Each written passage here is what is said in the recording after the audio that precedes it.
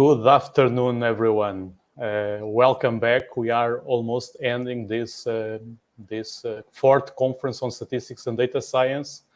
And now we are just about to have a short course by David Banks. It is a really great pleasure for us to have David here with us.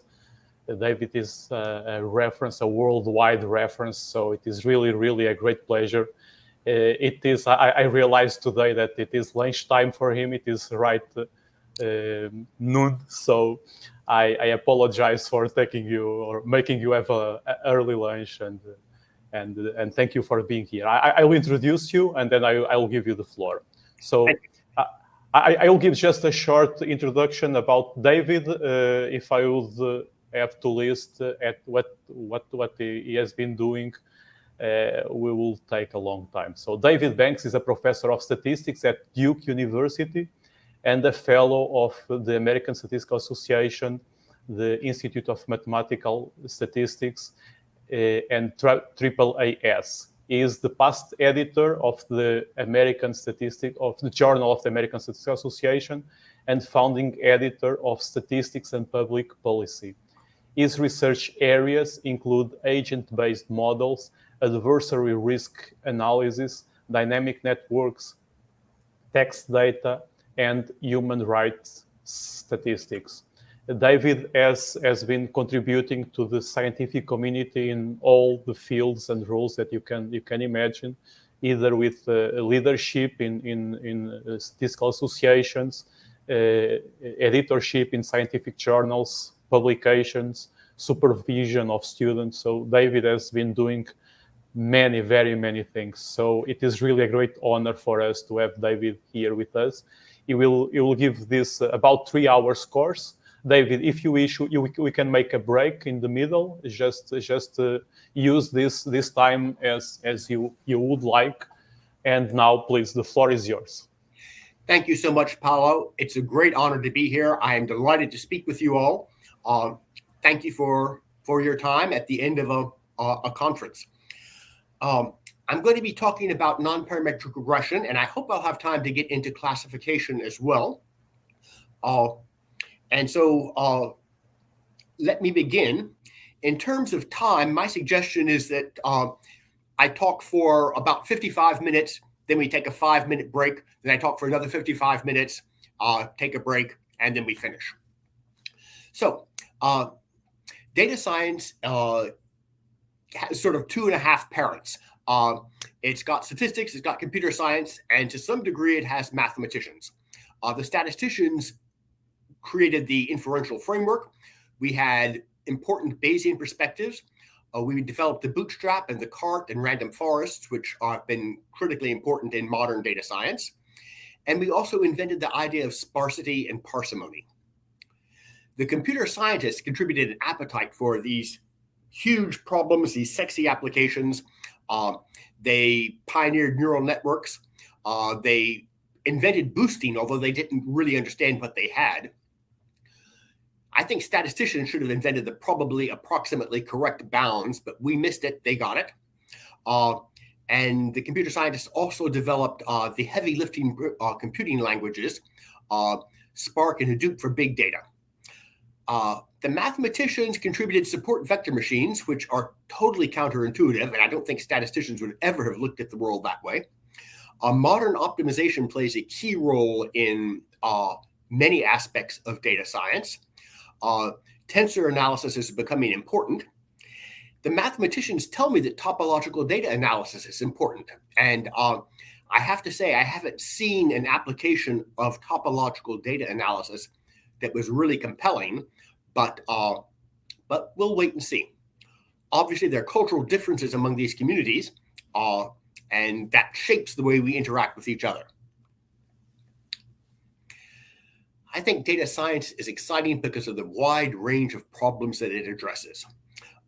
Some of the topics in data science that are fun are doing topic modeling, which is actually remarkably an outgrowth of statistical genetics. But it attempts to identify themes that occur in the Wikipedia or in novels like Pride and Prejudice or in blog posts. and is closely related to natural language processing and also to sentiment analysis. As Paolo mentioned, I mentioned dynamic network models, and those are things that describe grooming interactions in baboon troops, protein-protein interactions, or user flows on the internet. I'm also interested in recommender systems such as the Netflix competition or online dating services or music recommendations. And recommender systems are incredibly statistical. They involve probabilistic matrix factorization, and there's a ton of models that go into that. There's a group in California called the Climate Corporation, which uses support vector machines to try and advise farmers on what to plant where. As you all know, we are in the middle of global climate change, and the crops that used to be cost effective in Southern California are no longer good to grow there. They're too water intensive. And so the Climate Corporation is advising farmers in those regions on how to transition to less water intensive agriculture. And then personalized medicine, in which you look through tomes of medical records and you try and develop therapies that are ideal for an individual, given their weight, their history, their gender, everything specific about them. And one thing I'll note is that the mathematicians are chagrined by the fact that these applications tend not to entail general theory. In the context of recommender systems, it turns out that recommending science fiction is different from recommending historical fiction. And so the recommender systems have to be tweaked to handle that distinction. So I think we're looking forward at a future in which there's less and less general theory, but more and more hand-fit specific solutions that optimize the outcome for a very specific problem. And I think that's an important thing for data scientists to realize. Statisticians for decades have made a big deal about the distinction between Bayesian methods and frequentist methods. And that distinction does not map cleanly onto the data science literature. Jack Good argued for type 2 rationality. Type 1 rationality says that one should seek the solution that maximizes expected utility. But type 2 rationality means that one should look for the solution that maximizes the expected utility, where your utility function takes account of the cost of acquiring data, the computing time, the amount of computer memory that you need, and the amount of human effort that's required to sort of set up the problem. And so for this reason, very often the machine learning community does shortcuts that are technically feasible, but are not purely Bayesian or purely frequentist. As a Bayesian, I might want to use Markov chain Monte Carlo, but that turns out to be rather expensive in terms of computer time and perhaps computer memory. And so I might use variational inference as a shortcut. Similarly, the Bootstrap is not a Bayesian technique, but it's pretty robust. And so I might use a non-Bayesian technique because it gets the job done. And that's an instantiation of the type 2 rationality. A key concept in data science is sparsity, and that is closely related to parsimony and to regularization. But the main idea is that you would like to find the simplest possible model that is adequate to one's purpose. And that implies that the model should be parsimonious, which means that in some sense it's very simple. It contains only a few terms. And that can be achieved by regularization, which means you force most of the terms to zero, and what's left is the simplest possible model that explains what you need to explain. It's closely related to Occam's razor, and it's a key idea in many inferential paradigms. And this type of sparsity can have many different forms.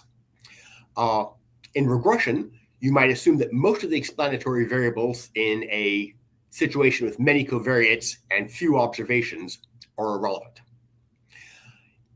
It can take the form of assuming that a non-negative matrix can be approximately factored as a product of two matrices, each of low rank.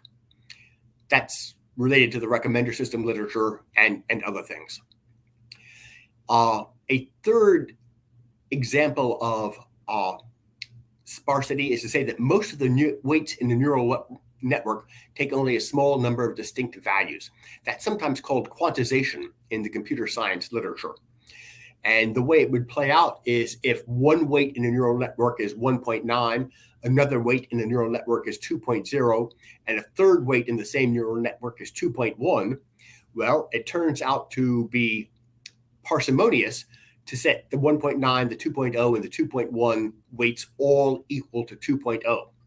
And very often this improves the predictive accuracy of your neural network. Another example of sparsity is to say that for an appropriate set of basis elements, such as wavelets or other things, the signal is approximately a linear combination of only a small number of terms. So if you're working with sound, then probably a Fourier basis with a small number of non-zero terms is good. But if you're working with an image, maybe wavelets would be better. And finally, we imagine that a small number of latent factors explains most of the observed variation. So those are very different concepts, but they are all examples of sparsity. And my belief is that there's probably a larger theory of sparsity that's lurking under the surface and has not yet been fully elucidated. My colleague Alan Gelfand is an old school Bayesian. When he analyzes data, he builds a model for the mechanism that generated the data, and he places a subjective prior distribution over everything he doesn't know. Then he calculates the posterior, and that's his inference. And I want to contrast with David Dunson. He's a new school Bayesian, and very often his prior is that the model is sparse, which is very much less mechanistic than Alan Gelfand would do. Nonetheless, for modern problems, very often this type of nonparametric Bayesian prior that the model is sparse is the only way forward in truly complicated problems. So new school data scientists probably ought to be thinking about sparsity. Data science tries to find hidden structure in large, high-dimensional data sets. But as the Gelfand-Dunson distinction suggests, there can be significant variation in how one interprets the results. Statisticians tend to like interpretability, but the computer scientists often prefer black box models with good accuracy and broad application. Interesting structure can arise in regression analysis, discriminant analysis, cluster analysis, and more exotic situations such as multidimensional scaling. And machine learning applies to all of those. The main methods that I hope to cover in this survey are regression models and classification models. I do not think that in 3 hours we'll have time to get onto cluster analysis or some of the application areas such as topic modeling.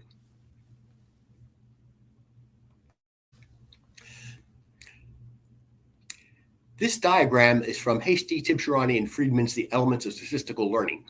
And it doesn't tell the full story, but it gives you sort of an idea of how sparsity and regularization play out.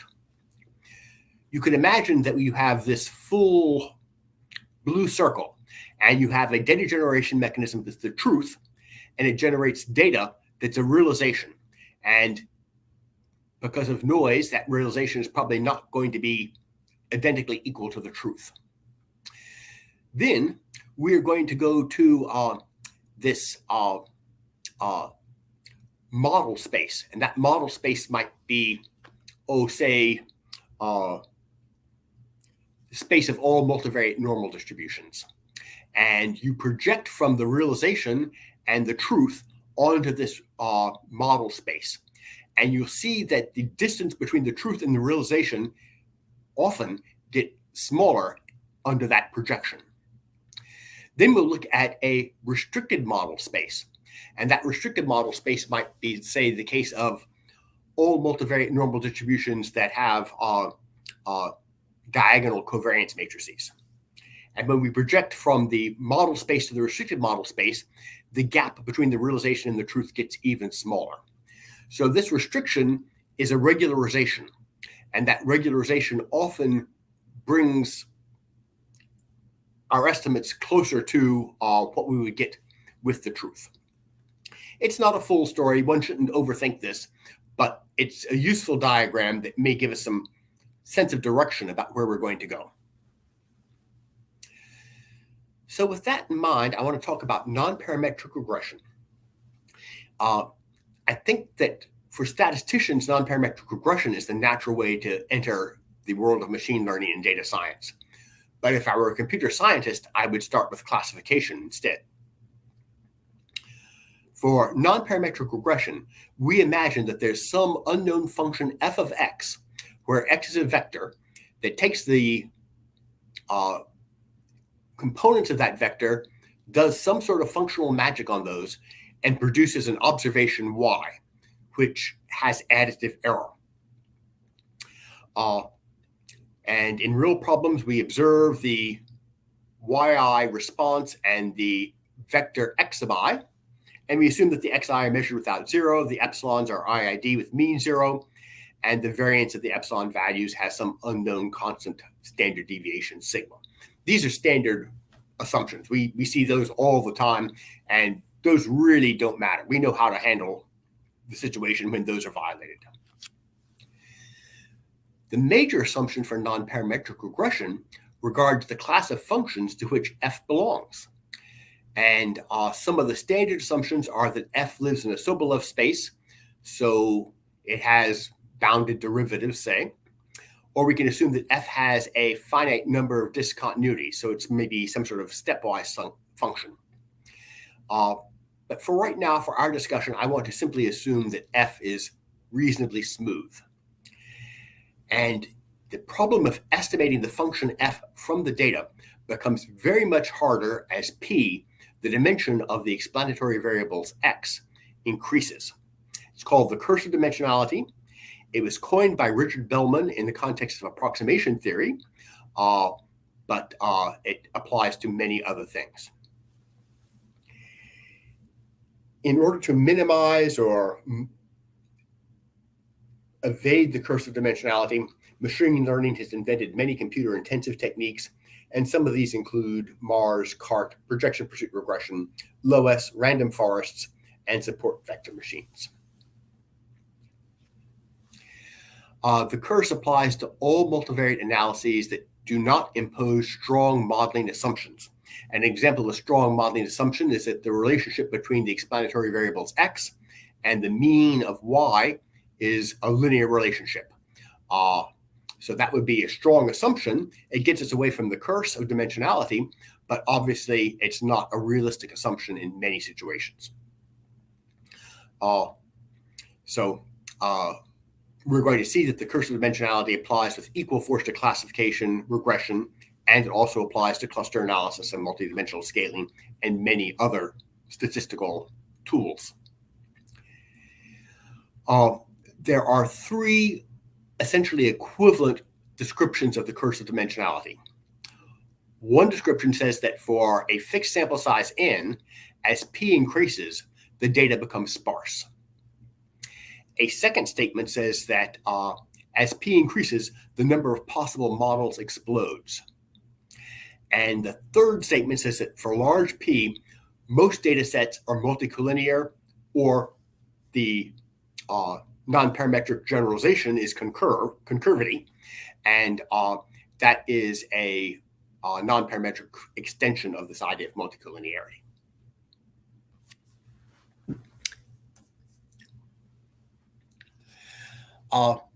Paolo, can people see me, or can they only see my slides? They can see both you and the slides. The slides are in a larger screen, and your camera is in the corner. Okay, in that case, I'm going to try and give a visual demonstration of the first description of the curse. If you can see, I'm holding up a tablet of paper, and between my two fingertips, imagine that's the unit line segment from 0 to 1. So I have one explanatory variable that sits on between 0 and 1. Those correspond to my fingertips. And then above that, I have some curve. And because my fingertips are fairly close together, I can observe the y values sitting in the second dimension. And I'm trying to represent sort of a smooth curve with the y values corresponding to my fingertips, which are observations on y taken at the x values in 0, 1. And because my fingertips are fairly close together, I get a pretty good idea about what the curve f of x looks like. I can see that it gets a little higher, then dips, and then gets higher again. If instead of a single x1, I had a unit square, and my fingertips are now in the unit square corresponding to the x1, x2 values, and above that unit square, I have a plane that is out there. Well, my fingertips are now farther apart, and I'm going to have less information on the bumps and dips that occur in that two-dimensional surface in y space. If I go to a three-dimensional unit cube, now my fingertips are sitting in 0, 1, cross 0, 1, cross 0, 1. My fingertips are going to be further away from each other, and so I'm going to have even less information on the bumps and wiggles in the y surface corresponding to that three-dimensional vector of explanatory variables. And what that tells us is that in high dimensions, I have less and less information locally about the function f. So estimating f becomes hard. I never have enough data locally to succeed in doing that.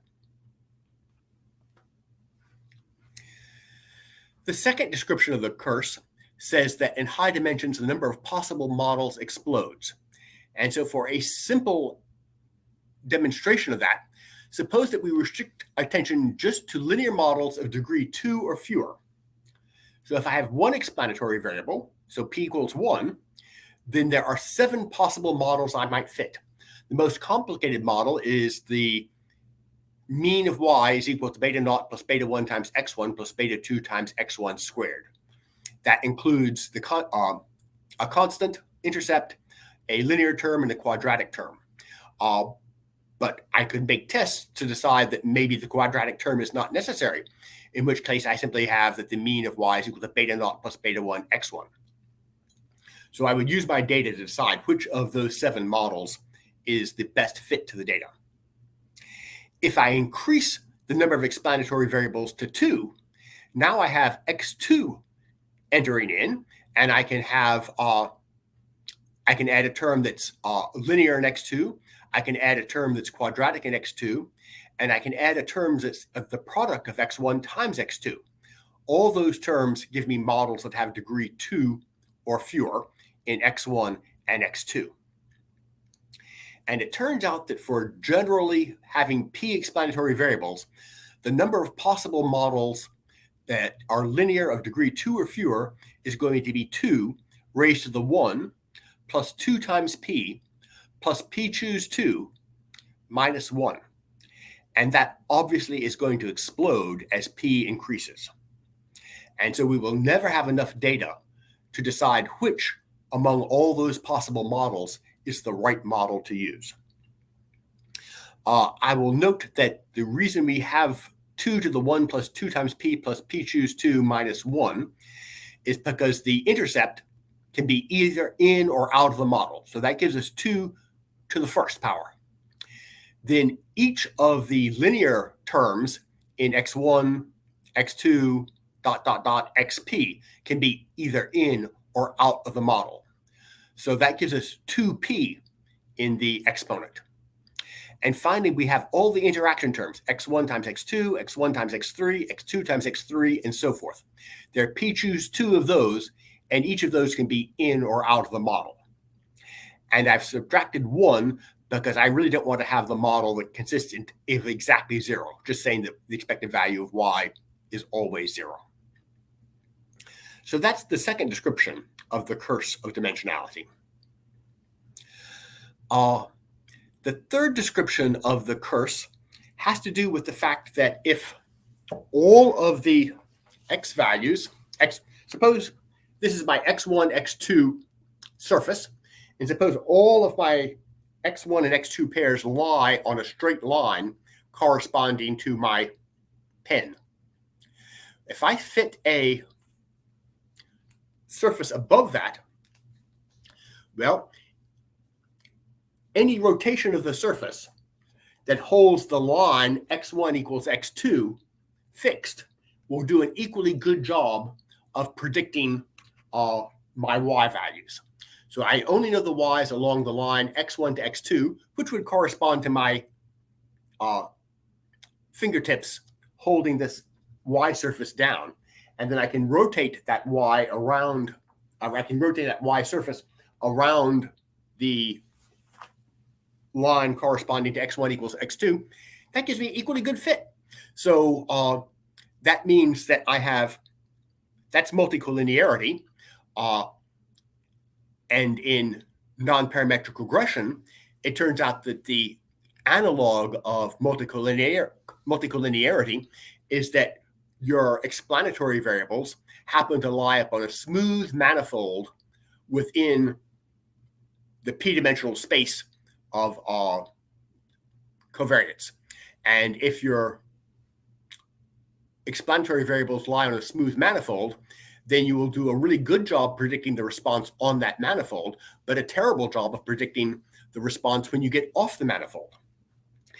And p-dimensional space gets big really fast, and it turns out that for any finite sample size, with high probability, your data are going to concentrate upon some smooth manifold in that high dimensional space.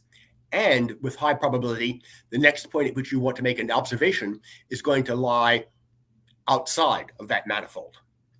So those are three descriptions of the curse of dimensionality. And back in the early 1990s, various people tried to minimize or evade the curse. Andrew Barron had a result that we're going to talk about later on. Zhao and Atkinson extended that to something called projection pursuit regression. Wojnarowski used Hammersley points to dodge the curse of dimensionality in the context of multivariate integration. But all of those dodges really do not work on anything practical. They are mathematically interesting, but they are not practically meaningful. So that's what's going on. And Paolo, if I can pause for a minute, are you able to relay any questions or comments that people in the audience might have to me? So far, there are no questions, from the audience. Very well. Okay. If you're in this business of nonparametric regression, you're going to want to have two tools. One is to assess model fit, and the other is to estimate the uncertainty in your predictions. The first problem is usually handled by some variant of cross-validation. The second problem is usually handled by the Bootstrap.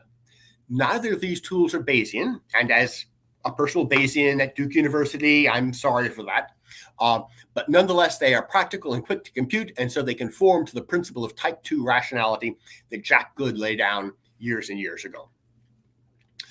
So these are key methodologies for data science, and I want to review them very briefly. To assess model fit in complex computer-intensive situations, the ideal strategy is to hold out some random portion of the data, fit a model to the rest, and then look at the predictive accuracy on the holdout sample. And that's a very good estimate of your predictive accuracy on future data sets that are like the data that you have seen in your training data. But there are problems with that. One is that data are often expensive, and domain scientists are reluctant not to use all of their data when fitting a model. And a second issue is that we're probably going to be fitting many, many different models. If you try nonparametric regression, you're going to explore many different types of models, trying to find the one that has the best accuracy. And so you're quickly going to find yourself fitting the noise in the holdout sample as well as the signal. And so you're overfitting, and that's going to cause decreased performance on new data, decreased accuracy. So what we do is we typically use V-fold cross-validation, and Peter Hall did a calculation that shows that 10-fold cross-validation is very generally a good answer. It's a nice compromise between computing time and good accuracy asymptotically. And the way it works is you randomly divide your training sample into 10 portions. We call them buckets. And so you take the first portion, the first bucket, and set it aside. You fit the model to the buckets 2 through 10. You get your best model from that, and then you try and predict the holdout bucket, bucket 1. You look at the average mean squared error on that holdout bucket. Then you bring bucket 1 back and you set bucket 2 aside. You refit your model to buckets 1, 3, 4, up to 10. And then you use that new fitted model to predict the values in bucket 2, which is the new holdout bucket. You look at the average mean squared error on bucket 2. You repeat that process for each of the 10 buckets that you have, and then you average the predicted mean squared error from those 10 different buckets. And that turns out to be a pretty good estimate of the predictive mean squared error from fitting that model. If you need to fit a second model, you re-randomize the data into the 10 buckets, and you try this new model. And you compare the predictive mean squared error from the new model to the predictive mean squared error of the old model and decide which of those two models you prefer. And you keep repeating that process until you think you've got a predictive mean squared error that you can live with. I will point out a problem that many people don't pay attention to when they're doing cross-validation, and that's the twin problem. Very often in your training sample, you wind up with pairs of explanatory variables and response variables that are nearly equal to, that are nearly the same. It arises in lots of practical ways. For example, if you're in a pharmaceutical company and you find a biologically active molecule, then typically what you do is you make lots of very similar compounds. You add an OH ring, you add a benzene ring, you add an OH, you add a benzene ring, you do some modification of this biologically active molecule, and you study the properties of these near twins. Then you put your data into a library that the pharmaceutical company uses, and sometime in the future, somebody might want to try and do some sort of nonparametric regression on the library of compounds that the pharmaceutical company has amassed. And when they do that, if they do naive cross-validation, they're going to have a version of the compound in the bucket 1 that only differs from a version of the same compound in bucket 2 by, say, an OH addition. That means that in some sense you're cheating. You are trying to make predictions when you've trained on a near perfect copy of something in the holdout sample. So when you have the twin problem, you need to be careful in how you do your randomization into the buckets, such that all of the twins wind up in the same bucket every time. Leave one out cross-validation is something that people often do. And when you decide, leave one out cross-validation is not an ideal solution. It's almost unbiased, but the variance can be large and it's computationally expensive unless you have some tricks. And so I don't really encourage that. How do you pick V? Well, Peter Hall says that 10 is generally a good answer, but if your mother's life depends on getting the right answer, you might like to explore other values of V. And so you look at your error as a function of the size of the training sample, whether it's 90% of the data or 80% of the data or whatever. And you can look to see if there's a knee in the curve. And here, it looks as though you might want to pick your size of your training sample to be maybe 90, maybe 50, or maybe about 150. Those would be two values that you might choose. I mentioned that sometimes there are tricks, and for many nonparametric regression estimators, we can have a hat matrix, very much like the x times x transpose x inverse times x transpose y matrix that we have in regular linear regression.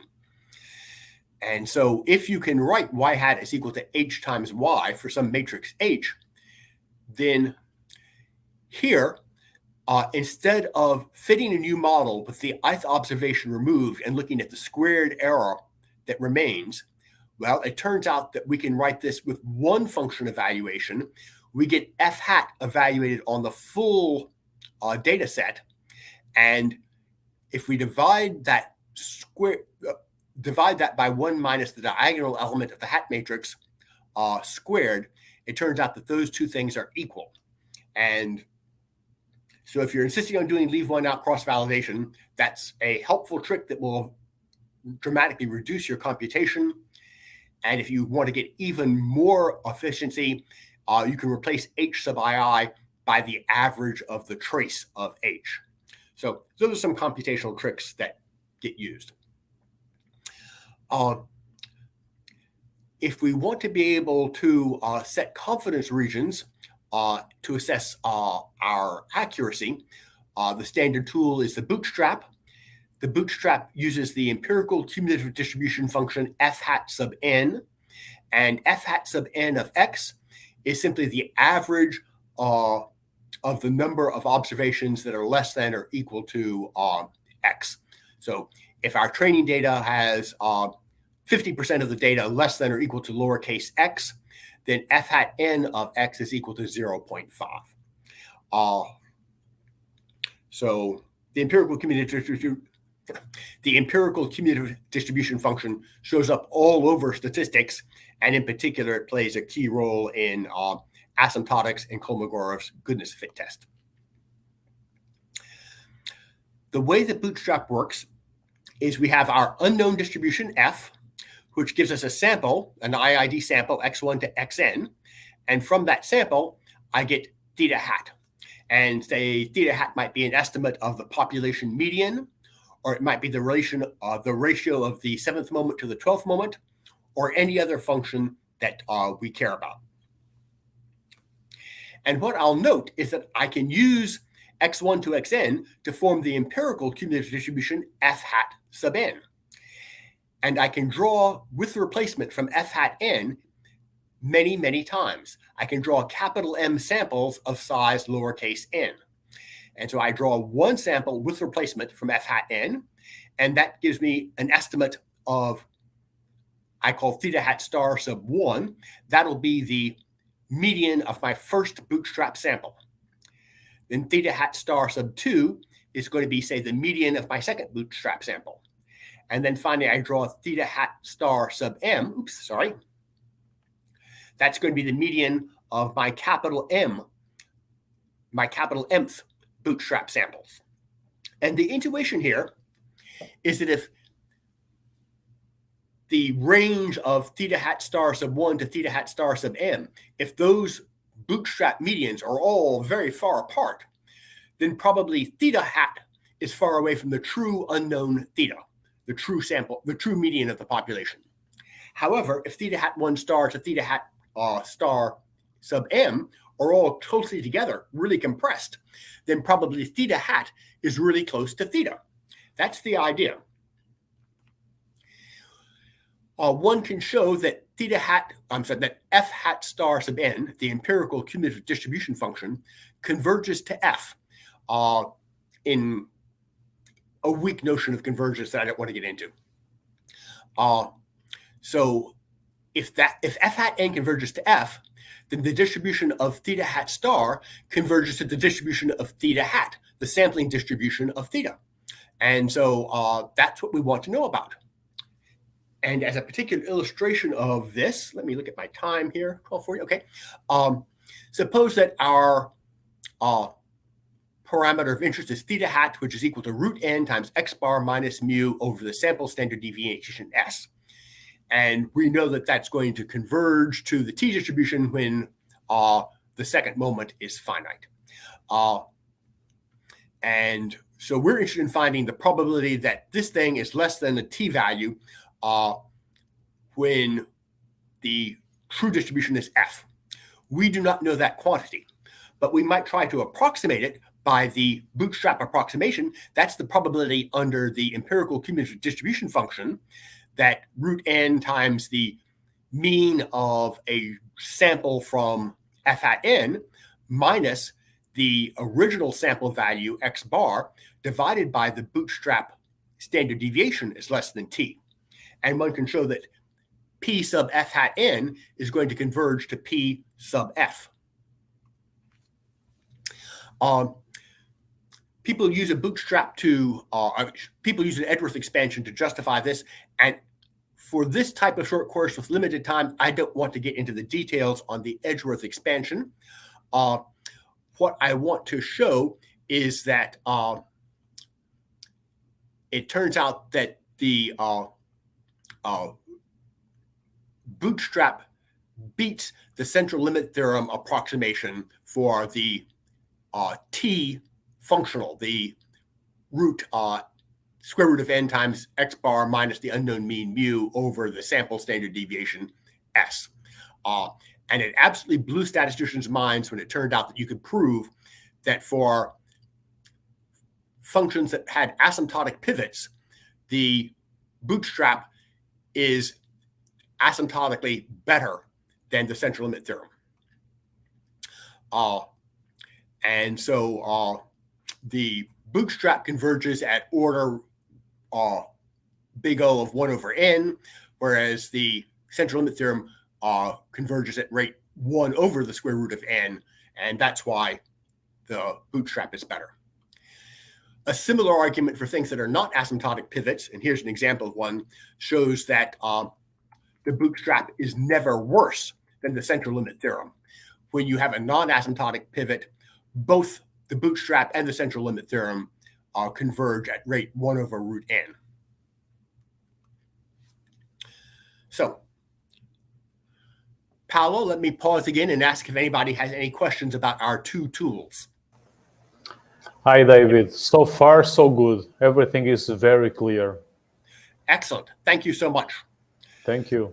Now I'd like to talk about smoothing, and I'm going to emphasize univariate smooths because those are the ones that we can visualize in slides. So we're imagining that our response variable y is equal to some unknown function f that depends upon one explanatory variable plus noise.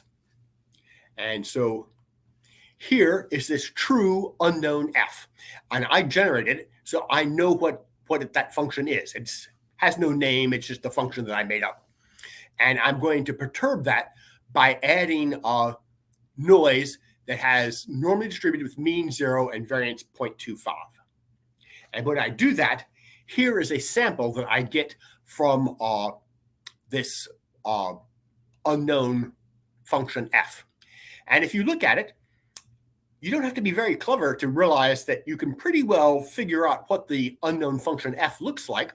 It's going to rise up, draw it down, then rise more shallowly. So here's some old school ideas going back to exploratory data analysis and Tukey. So bin smoothing says, okay, let's divide my explanatory axis up into bins. And here I've divided them into bins of length 1. And you average the y values in the first bin, you average the y values in the second bin, you average the y values in the third bin, and so forth. And so we have this piecewise step function that sort of maybe looks a little bit like the orange curve here. It's a poor approximation, but it works. Moving averages are a little smarter. Instead of having fixed bin widths, we have fixed numbers of observations within each of these bins. So the bin widths change in length, but they always contain, in this case, 3 observations. And so now, if we use moving averages, we get this thing, which I think looks a little closer to the orange line that I showed you at the beginning. Running lines are an even smarter idea. Now we look at variable width bins that contain 3 observations. And for each bin that contains 3 observations, I fit a regression line rather than an average within that bin. And now you can see that the orange line that is the truth is pretty well recovered by these running line averages. It looks like some of those yellow line segments overlap, but that's an artifact of having to print this at a scale that is visible. Technically, those line segments are all distinct. More complicated bin widths were suggested.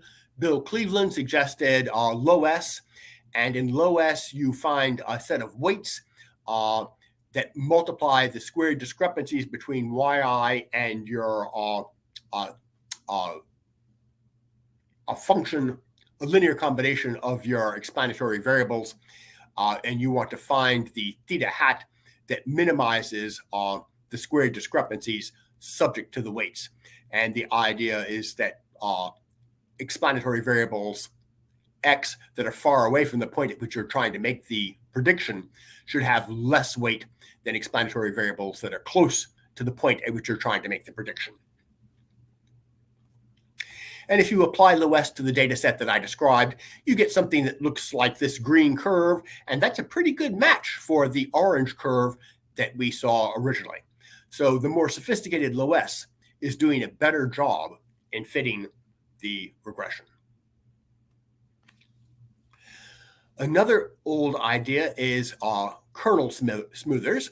And in kernel smoothers, you basically are taking a weighted average, and usually use a Gaussian kernel that puts lots of weight on observations near where you want to make a prediction and less weight far away.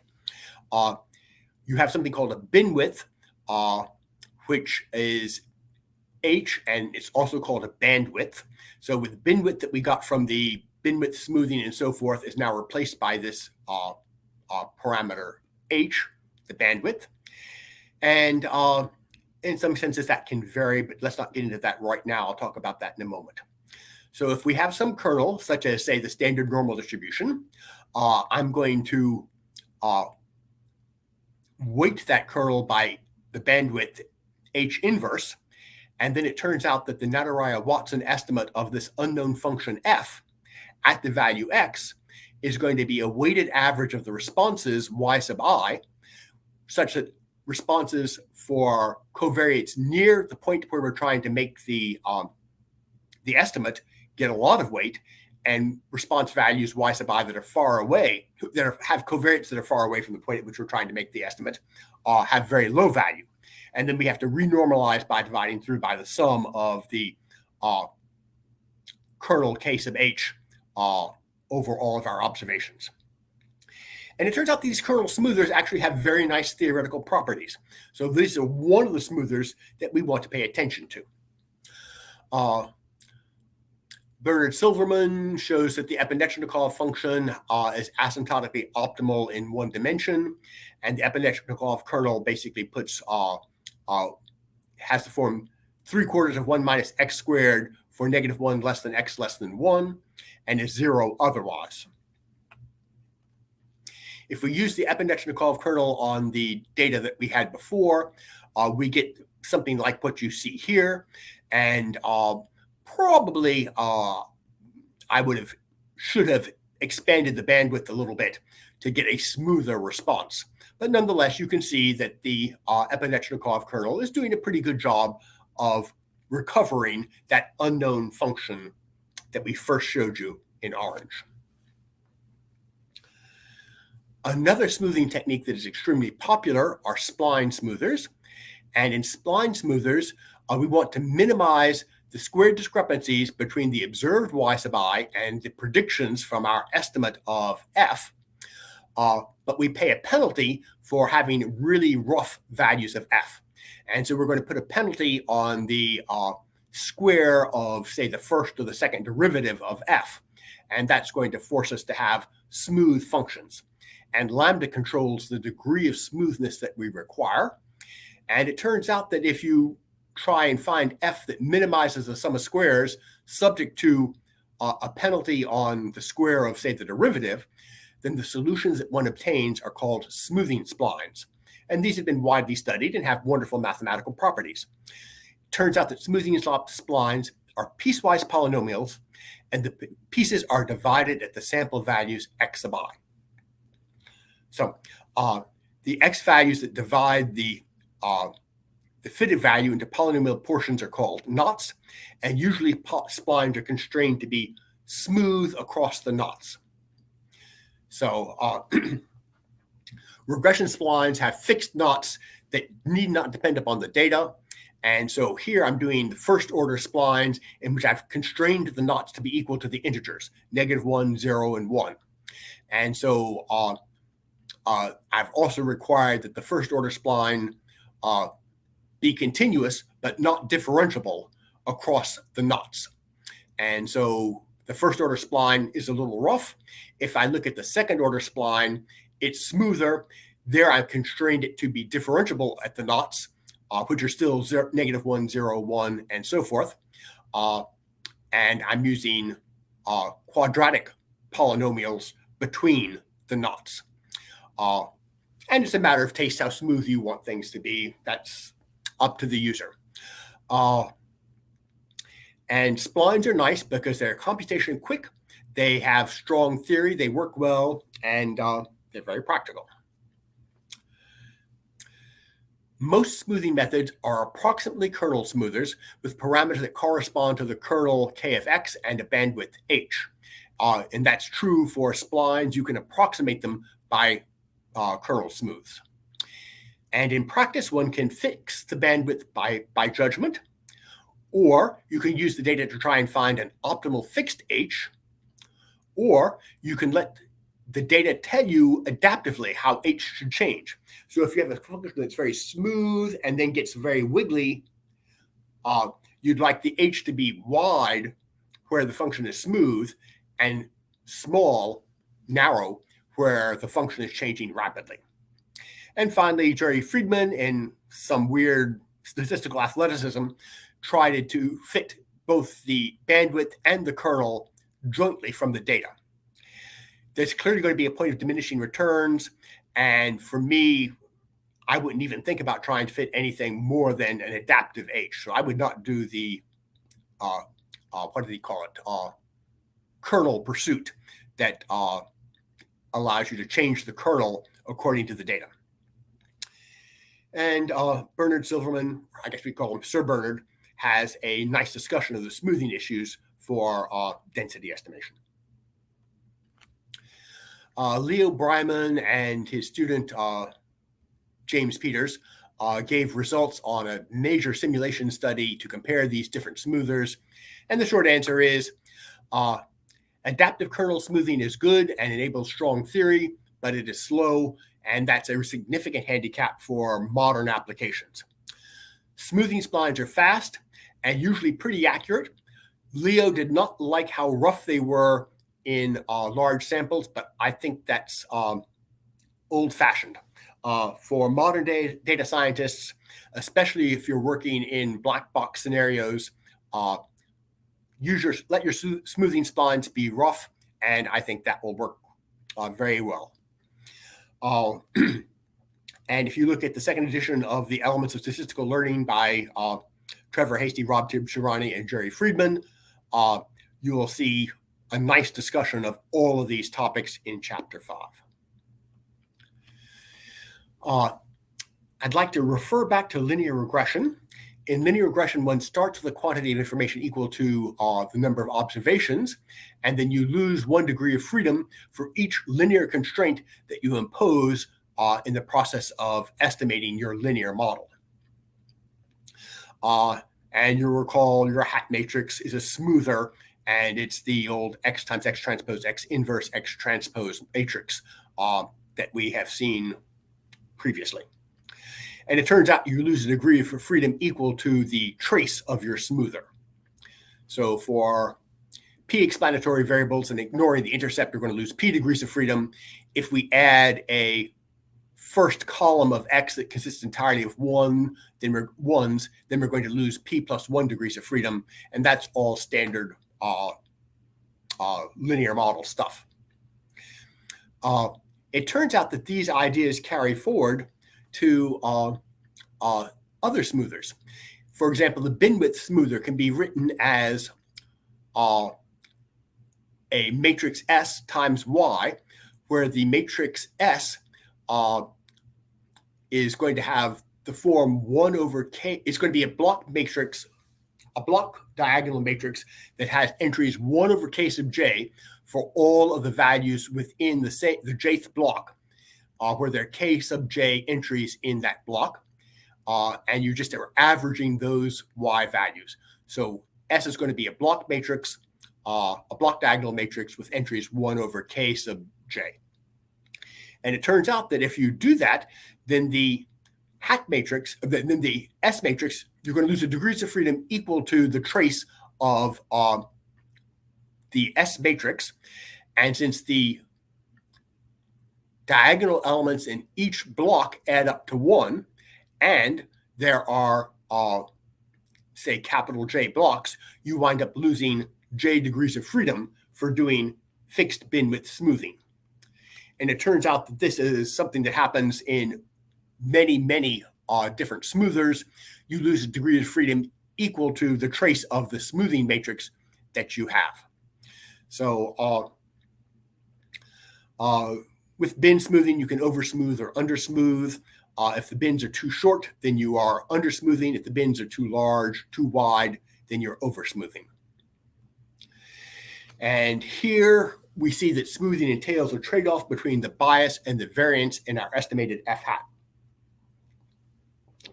If one undersmooths, then F hat is very rough. So you have a high variance, and that corresponds to this estimate here. On the other hand, if we oversmooth, then we have small variance but high bias, and that's this straight line here. We've oversmoothed in fitting our data. And in statistics, the standard criterion is to look at mean squared error, which balances the variance plus the square of the bias, and we'd like to try and minimize both of those.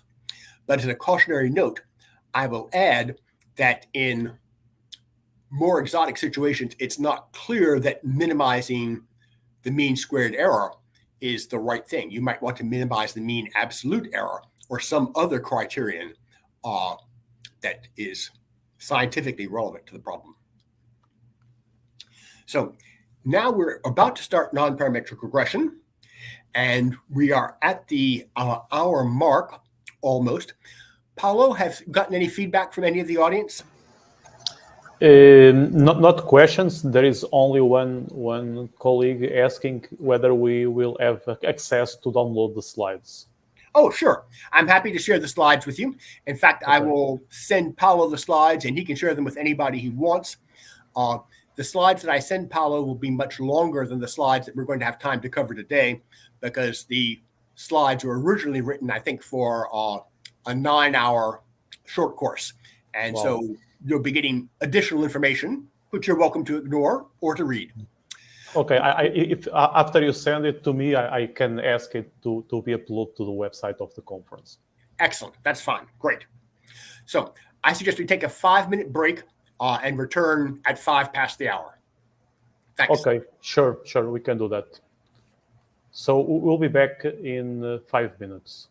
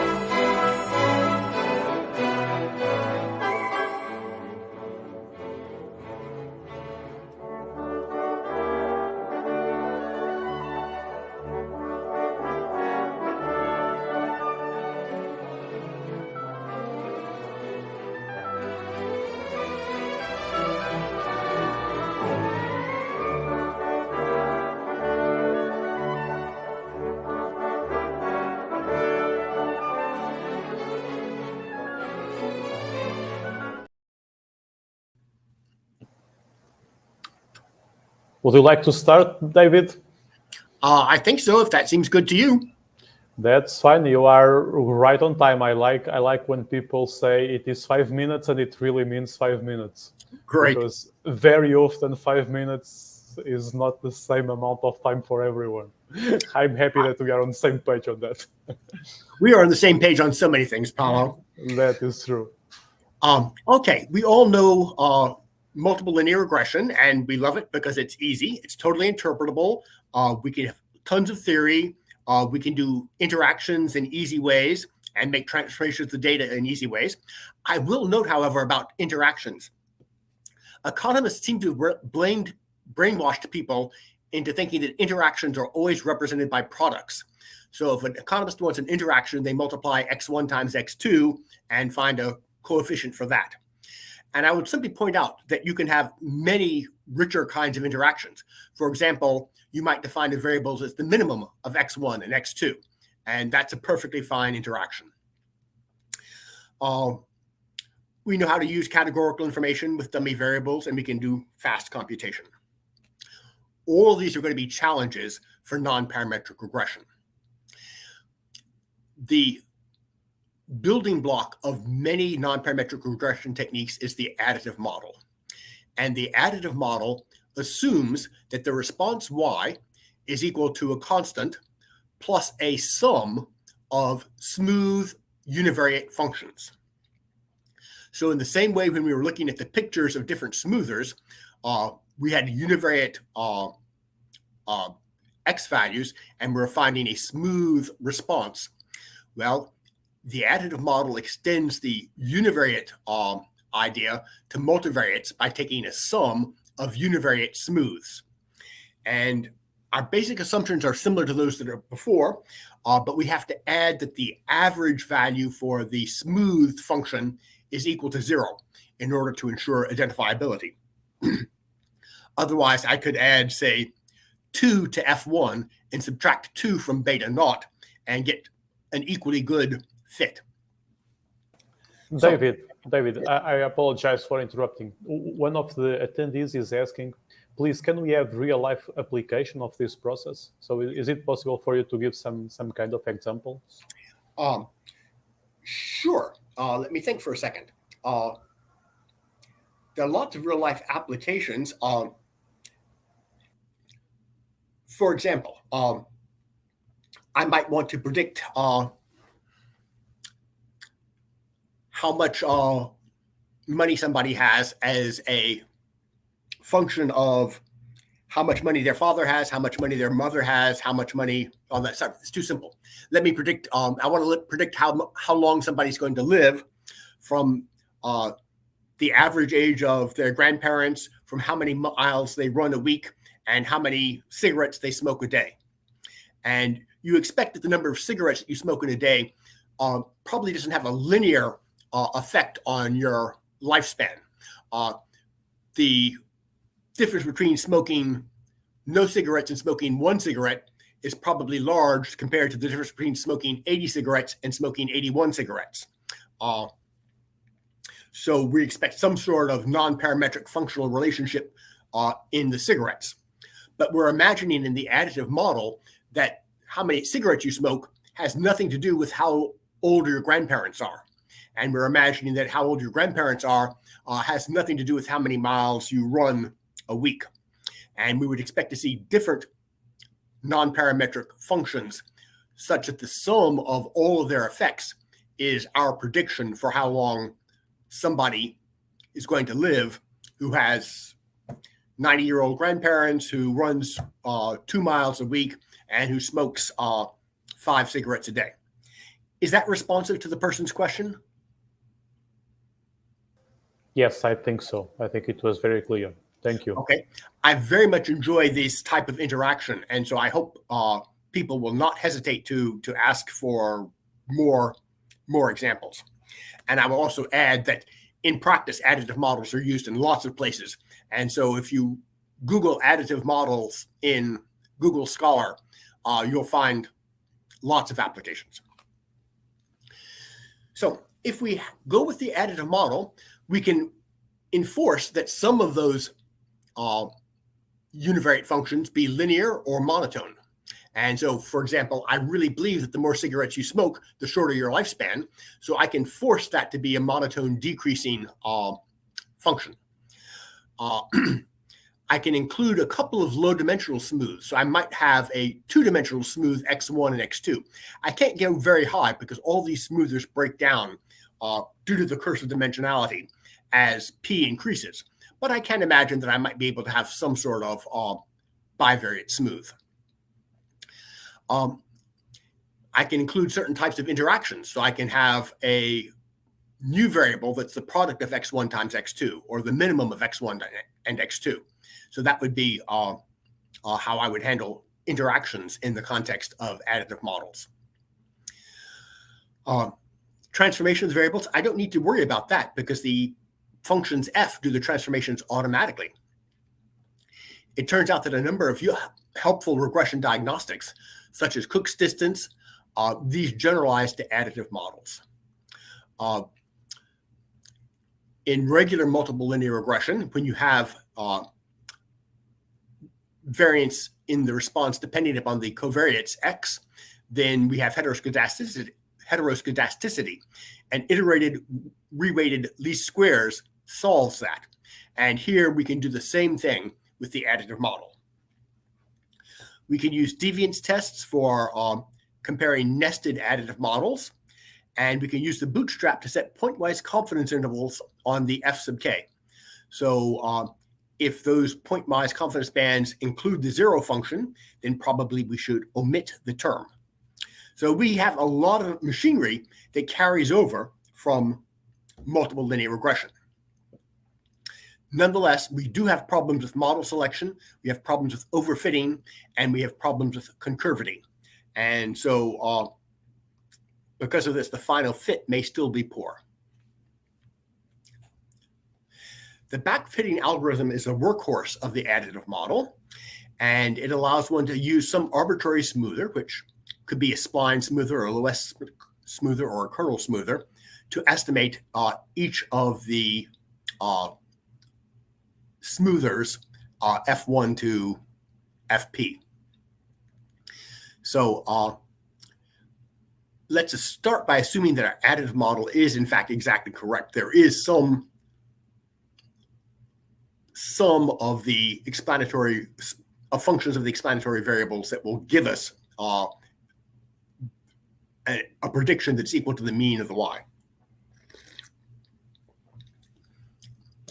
And I'm going to imagine that I'm holding the jth explanatory variable aside, and I'm looking at the residuals from my fit with the intercept and all the other smooth explanatory variables, except the jth one. And so the backfitting algorithm is going to solve this system of equations iteratively. So you solve it holding out the first explanatory variable, then you solve it holding out the second explanatory variable, and you loop until the changes in your smooth functions f1 to fp are sufficiently small. In order to write down what's happening, it's helpful to imagine that we're replacing the function f by a vector that's evaluated at my observations. And so here's the backfitting algorithm. You initialize, and typically you'll pick your initial guesses about f1 to fp to be, say, linear regressions of y on those x values. And then you cycle through each of the explanatory variables in turn, smoothing the residuals as a function of the kth variable. And you repeat until the change in the iterations is sufficiently small. And you can do all sorts of things here. You can try different smoothers for different variables. You can use bivariate smoothers for pre-designated pairs of explanatory variables and so forth. It turns out that these equations, if we take y to be a vector and f to be a vector evaluated at the covariates, the explanatory variables, then these things have the form of a matrix P times f is being equal to a matrix Q times y. And this has the Gauss-Seidel structure, so we can use the Gauss-Seidel algorithm to solve these systems. And that's going to ensure that the backfitting algorithm converges for smoothers that have a symmetric smoothing matrix with all eigenvalues in the interval 0, 1, not including 0 and 1. And that includes the smoothing splines and all the sensible kernel smoothers, but it does not include low S. So we do not have a proof of convergence for low S in this case, but for other sensible stuff we do. And that solution is going to be unique unless there's concurvity. If all of your p vectors lie in a smooth surface in RP, where the smoothness means that it can be exactly interpolated by the smoothing functions, the smoothers that you use, then the solution will not be unique. And that corresponds to the fact that if you're fitting a plane to x1 and x2 where they're perfectly correlated, any one of these different planes is an equally good solution.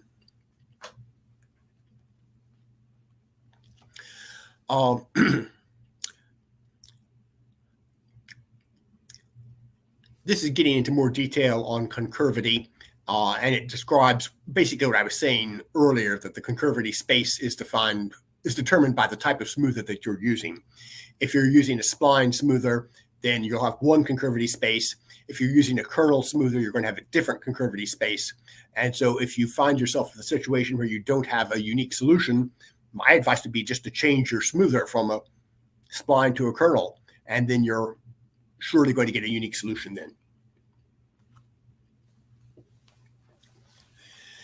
The generalized additive model extends the additive model by allowing transformations of the response variable y.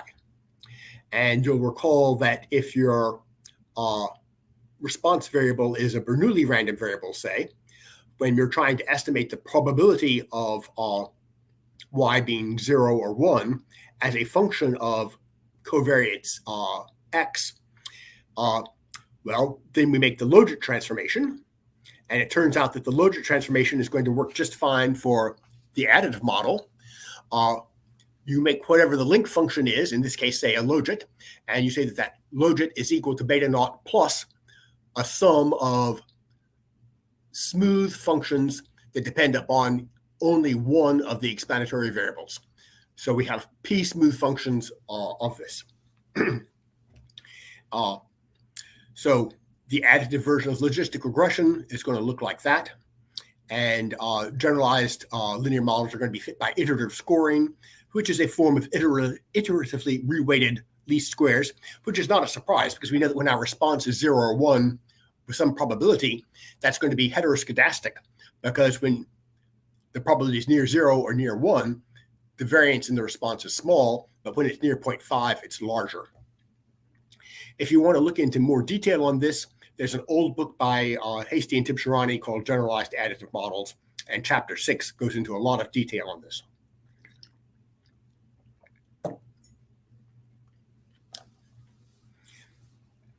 Another generalization of the additive model is projection pursuit regression. And so here our model is that y is equal to beta naught plus a sum from 1 to r of smooth functions of linear combinations of the explanatory variables. So we're looking for some linear combination beta j such that its dot product with the vector of explanatory variables can be added up to smoothly represent y. And this goes back to Jerry Friedman and Werner Stutzler. And you want to keep r small. And this tends to work when the explanatory variables are, some of them are commensurate. So if we're predicting lifespan, a lot of different biometric measurements might be bundled into one linear combination. So you can imagine that you might look at BMI, subcutaneous fat. Those might get high weights on this linear combination, and all the other explanatory variables, the age of your grandparents, how many miles you run, whether you smoke, how many cigarettes you smoke, those would get zeroed out.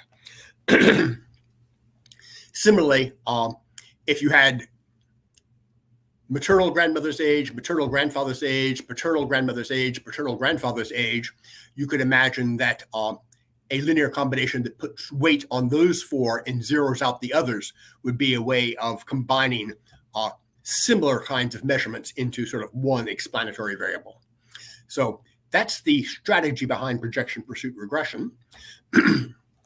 Geometrically, what you're doing is you're looking for a coefficient vector beta such that beta transpose x is the value that you get. So any x is projected onto this space S. And so that's what this transformation does. If beta is equal to 1, 1, then what we would get is we're projecting onto the subspace of x1 equal to x2. And I think we have a picture. Do I have a picture? Nope, I don't. No, I don't. Okay. Let me see if I can give an application. Suppose that my response surface y looked like corrugated aluminum.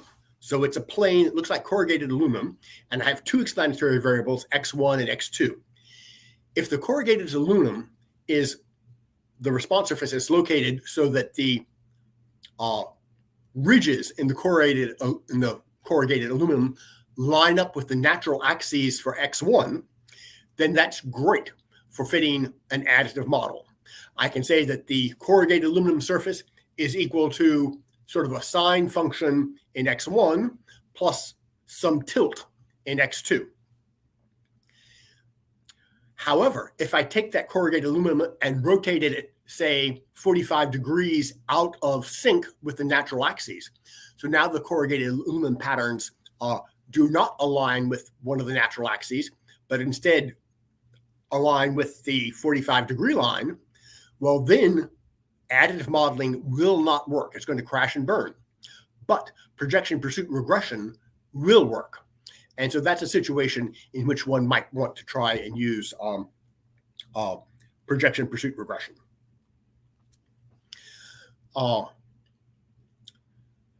When R is greater than 1, the surface is hard to visualize. I suppose the corrugated aluminum example might be one that you could visualize pretty easily.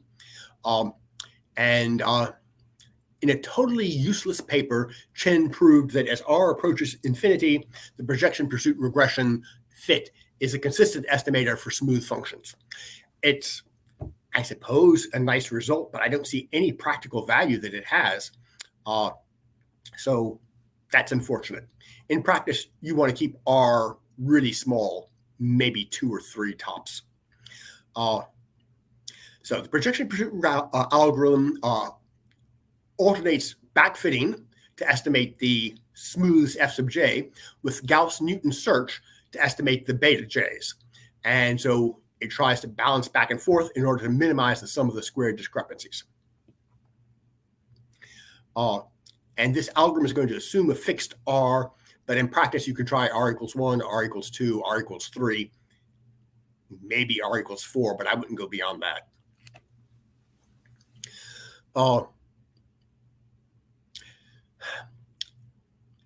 The Gauss-Newton step uses a first-order Taylor expansion around the initial beta hat j's to improve the estimated projection directions, and then you do a loop on the backfitting algorithm, and so you can iterate through these until things converge. And it's going to converge under the same conditions as for the additive model.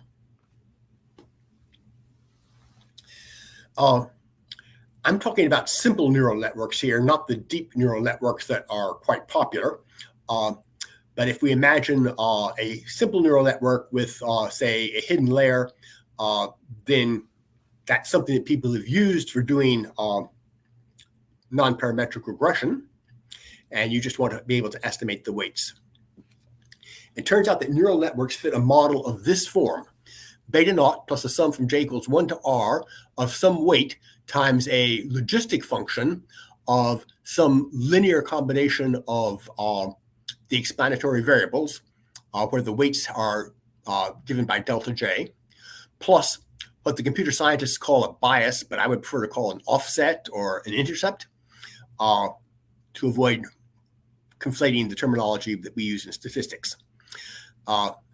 And if you look at that, you'll notice immediately that this is basically projection pursuit regression, except instead of using an arbitrary smoother, we're using a logistic smoother. So we're taking a logistic function psi to be our smoother in this situation. And this parametric assumption allows neural networks to be trained by back propagation instead of by back fitting. And for those who care about such things, it basically is just the chain rule for differentiation. And so this is the workhorse that makes all the deep learning possible. And Andrew Barron showed that in a weird technical sense, neural networks evade the curse of dimensionality in a very specific case. We're concerned about minimizing the mean integrated squared error. And I'm going to let G denote the true function, and we're going to let G hat denote our estimate of that. And we want to find the mean integrated squared error of G hat of x minus G of x squared integrated over some region, maybe RP, with respect to the density, the joint distribution of the response and the xi's. And before Andrew's work, it was thought the curse of dimensionality implied that for any regression procedure, the mean integrated squared error had to grow faster than linearly in P, the dimension of the data. But Andrew was able to show that neural networks could attain a mean integrated squared error of order big O of 1 over R plus big O of R times P over N log N, where R is the number of hidden nodes. And so that's going to be growing linearly in P, which startled people. His theorem is technical, but it applies to the class of functions G in gamma sub C. And that gamma sub C is a class of functions whose Fourier transforms G tilde satisfy that integral bound.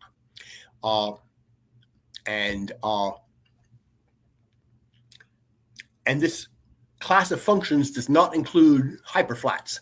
So things that statisticians would really like to include are not part of gamma sub C. And I'll also note that as P gets large, the volume of gamma sub C shrinks. And so gamma C gets smaller and smaller in the space of functions, but it's always thick, which means it contains an open ball. So gamma C is a very artificial structure. Nonetheless, Andrew's proof is sort of interesting. He showed that there is a neural net approximation G hat star such the distance between the truth and the neural hat approximation G hat star squared is going to be less than C star over N. And then he could show that the mean integrated squared error in estimating any of those G hat star functions is bounded. And he combines those results to show that the mean integrated squared error of the neural net approximation for an arbitrary G in that class has a linear growth rate in P. Now I'd like to talk about alternating conditional expectations. In alternating conditional expectations, we allow arbitrary transformations of the response variable y and sums of arbitrary transformations of the univariate explanatory variables x sub 1 to xp. And so it turns out that trying to maximize that correlation is equivalent to minimizing the expectation ratio that's written there on the page. And we'll see that there's a potential problem, but we'll get to that in a moment. ACE modifies the additive modeling strategy by allowing arbitrary transformations of response variable and using maximum correlation rather than minimizing squared error.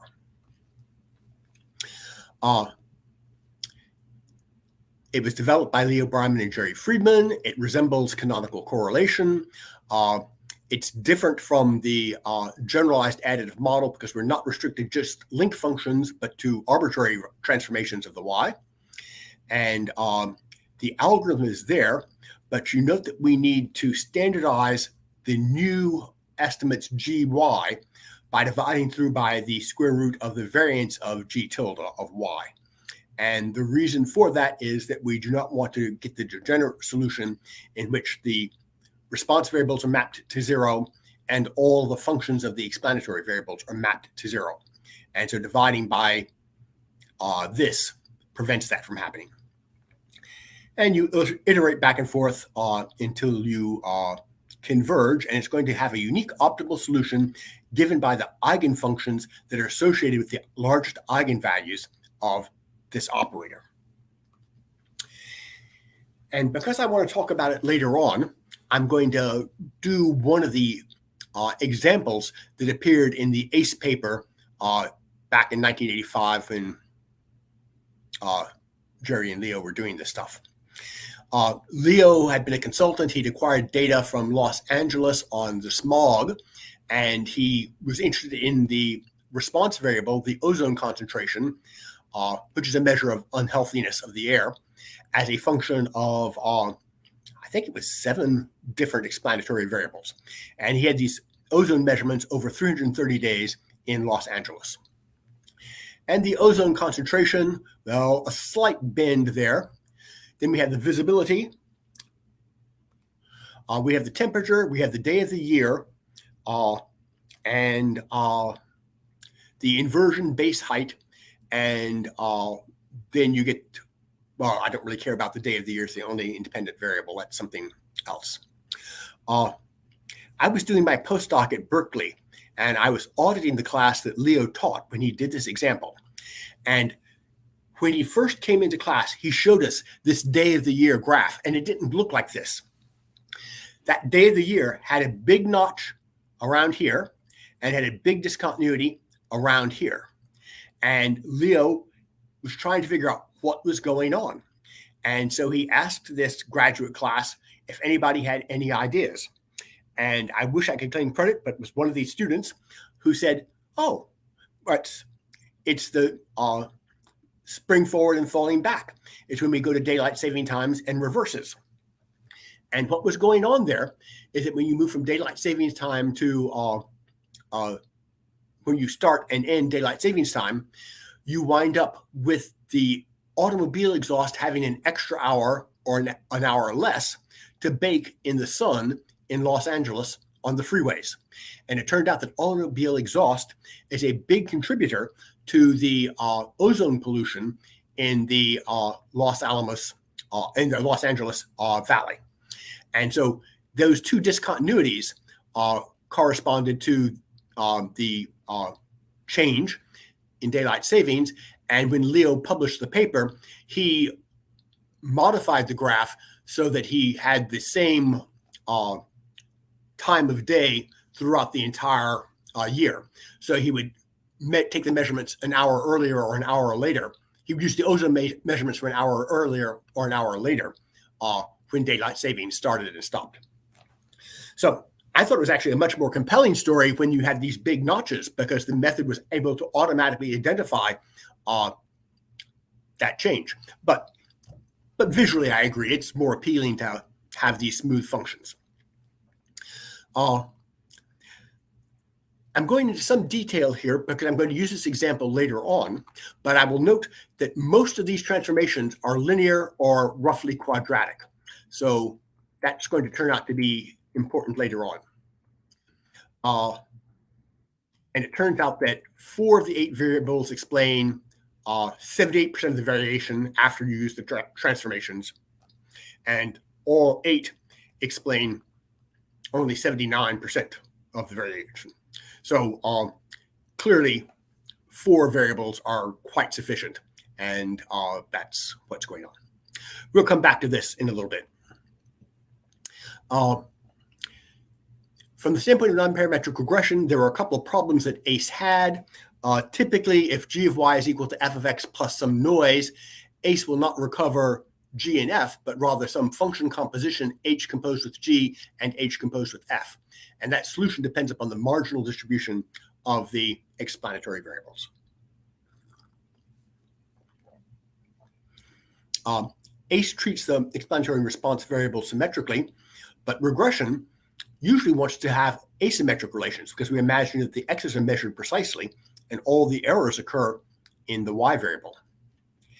And Rob Cass pointed out that the second largest eigenvalue can often provide better insight into the problem than the largest eigenvalues. So we're looking for eigenfunctions of the second largest eigenvalue might be more interesting. If you read the discussion in the ACE paper, you'll see Rob's contribution, and it's a pretty compelling example that he gives. In order to address some of those limitations, Rob Tibshirani developed something called AVIS, which is a modification of ACE, and it introduces a variance stabilizing transformation into the algorithm. In step 3, it applies this variance stabilizing transformation, and that solves some of the problems that I pointed out earlier. Whew. Now we're going to move on to something entirely different. Recursive partitioning regression is the general name, but its most famous instantiation is CART, for classification in regression trees. And in CART, it acts like a very smart bin smoother that performs automatic variable selection.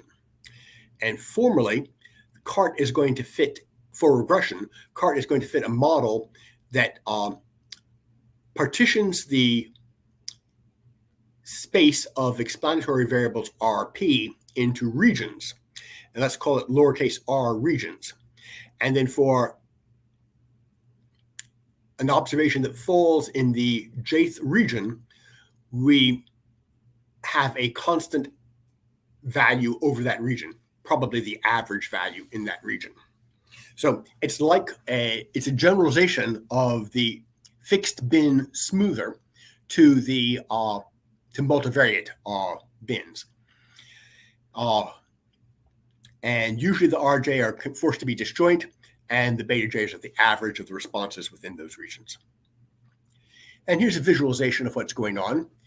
The classification trees might look like this. So we observe, is y less than 4? If y is less than 4, then we're down here. If y is above 4, we're up top.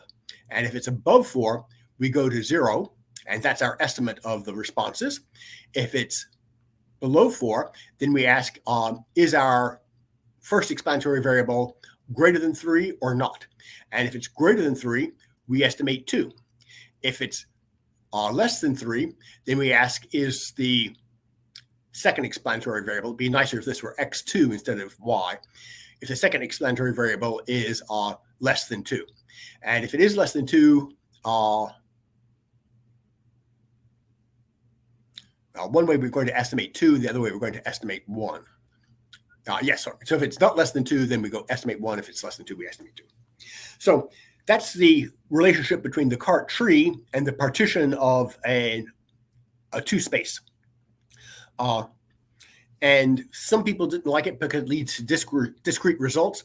But again, I think that discrete smoothers are perfectly fine and valuable in high dimensions.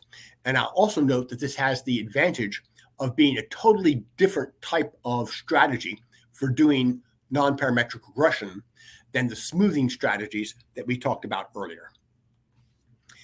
The CART algorithm has 3 parts. You have to find a way to select a split at each intermediate node. You need a rule for declaring a node to be terminal, and you need a rule for estimating y at the terminal node. The third part is easy. You just take the sample average of the cases at that terminal node. The first part is also easy. Bryman, Friedman, Olshan, and Stone split on the value xj star that minimizes the sums of the squared error after you make that partition. So if on both sides of the tree, the sums of the squared errors get small, then that's the solution you would pick. So you split on 4 because that's going to minimize the sum of the squared error at the next level of the tree. The second part is the hard one, and what they do in the CART book is grow an overly complicated tree and then use pruning and cross-validation to find a smaller tree with good predictive accuracy. And that's going to entail some complexity penalty. You don't want to have too complicated a tree.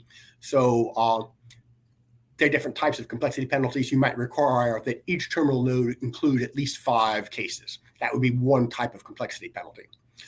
There are many others that you could use. The main problems with CART are people don't like its discontinuous boundaries. It turns out to be difficult to approximate functions that are linear or additive in a small number of variables. So if f of x were just a beta naught plus beta 1 times x, CART has to approximate that with a stair-step function. And so CART is going to be making lots of little stair steps in order to approximate beta naught plus beta 1 times x. It turns out that CART is not usually very competitive in low dimensions, but it gets way more competitive in high dimensions, which is important. And it's hard to tell when a complex CART model is close to a simple model. And the Boston housing data is a famous example.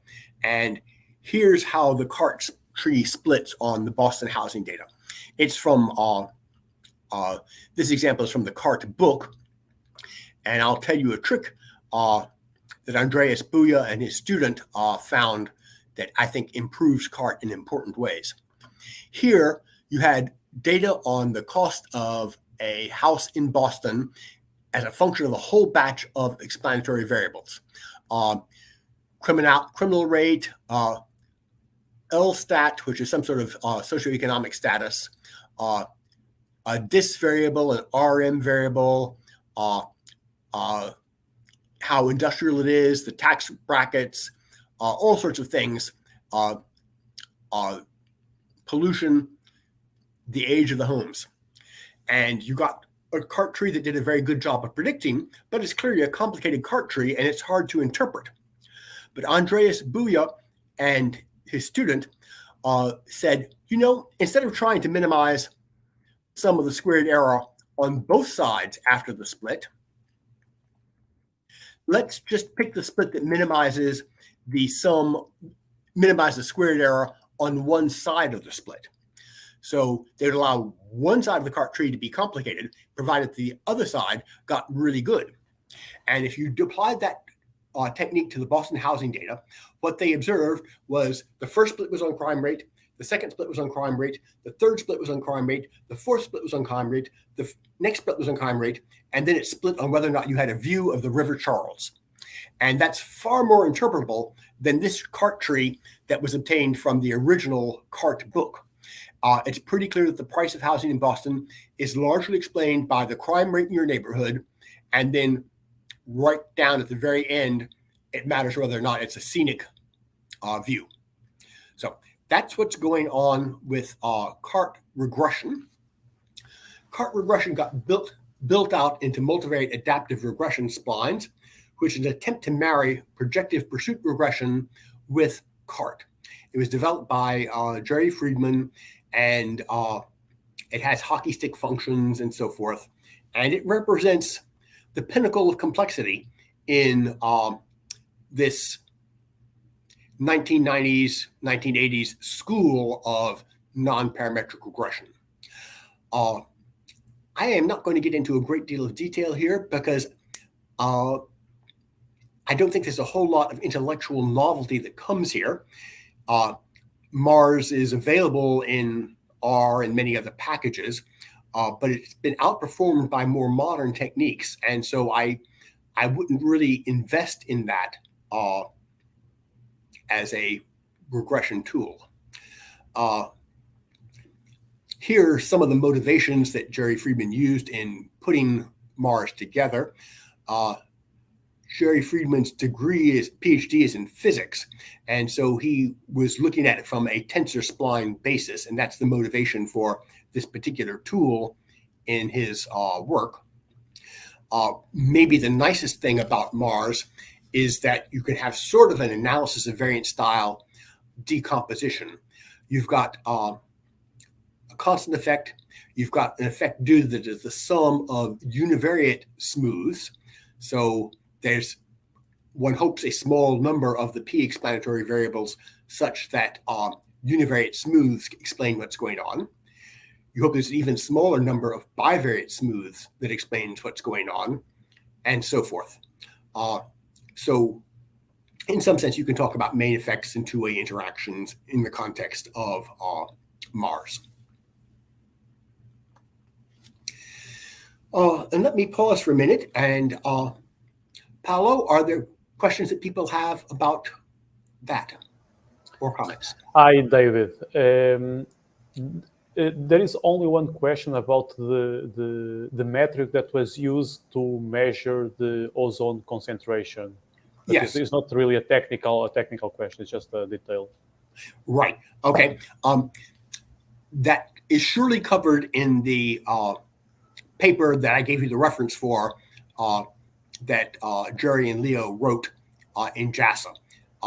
And I don't remember what it is, but if you look at that paper, it will explain all of this. And in fact, there's a technical report that Leo wrote on the LA ozone concentration data that goes into excruciating detail on all of it. So let's move on to variable selection now. A key problem in modern data science is when the number of explanatory variables is large. And the worst situation is when P is greater than the number of observations. And in the mid-2000s, that became the sexy problem to address. And so a lot of progress was made. We have ridge regression. Well, ridge regression is older than the mid-2000s, but that was sort of the intellectual starting point. Now, then we have the lasso and its relatives. There's something called the Dantzig selector.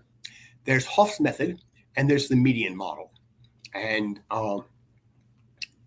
let's get into it. Ridge regression is an old idea, and in ridge regression, you want to minimize the sum of the squared discrepancies between the observations y and your linear regression, subject to a penalty on how large the coefficients in your regression are. And this penalty is going to, you'll notice, doesn't include a penalty on the intercept. It only is a penalty on the slope coefficients.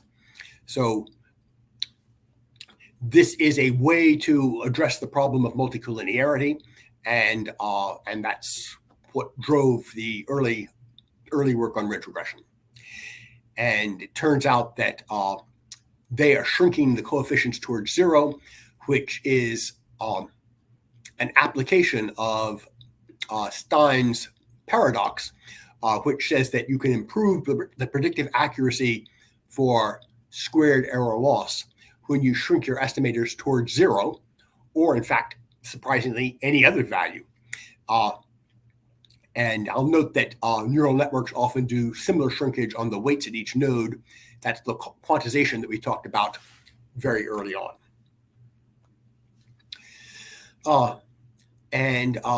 These ridge regressions are not equivariant under scaling, so one normally standardizes the x sub ij to have mean 0 and variance 1 before you begin. And it turns out that some math shows that the beta hat that you get in ridge regression is equal to x transpose x plus lambda times I inverse times x transpose y. And this ridge on the diagonal of the x transpose x matrix, this constant additive to the diagonal of the x transpose x matrix is called the ridge, and that's where the name comes from. It increases the trace of the matrix, which corresponds to increasing the degrees of freedom that you're using in fitting the model. So you're losing more than p+1 degrees of freedom when you do ridge regression. This can be seen.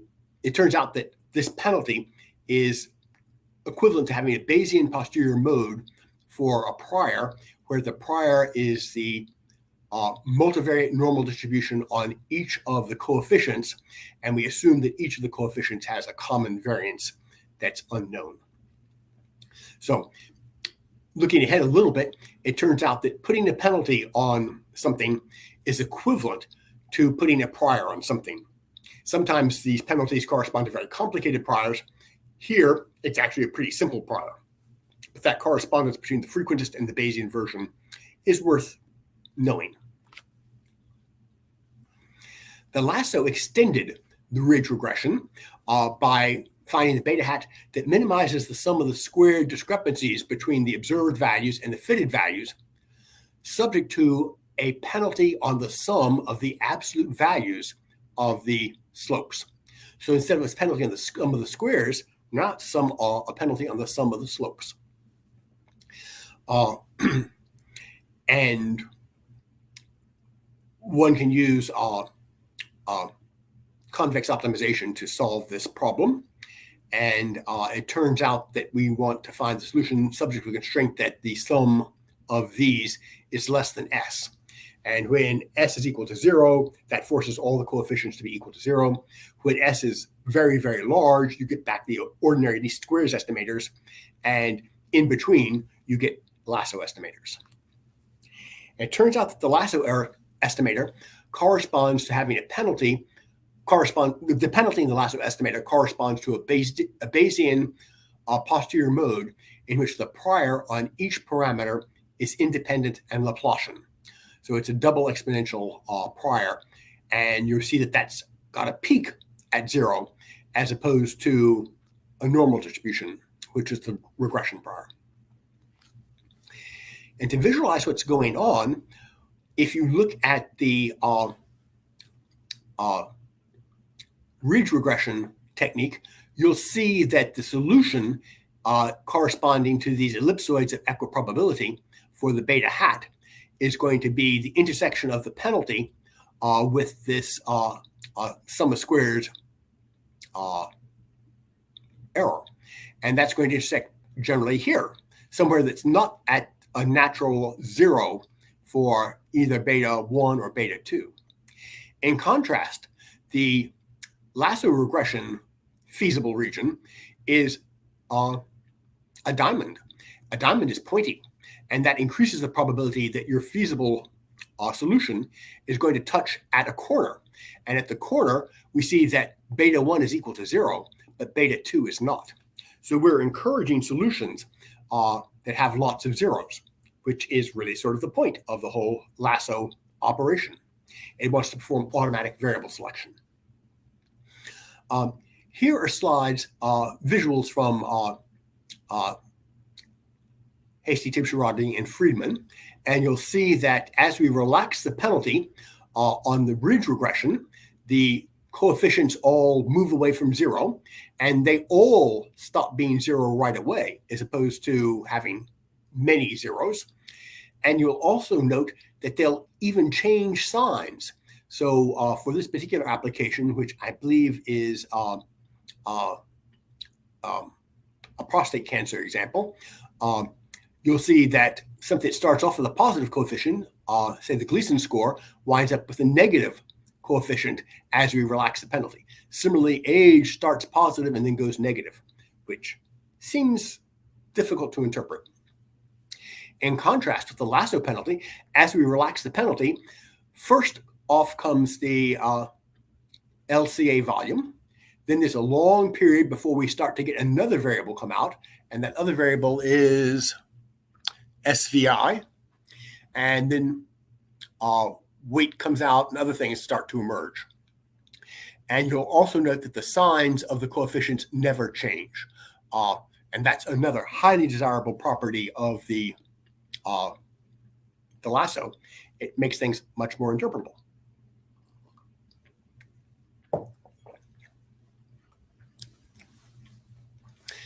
Ideally, we might, well, this is the penalty region that corresponds to the L2 penalty in the ridge regression.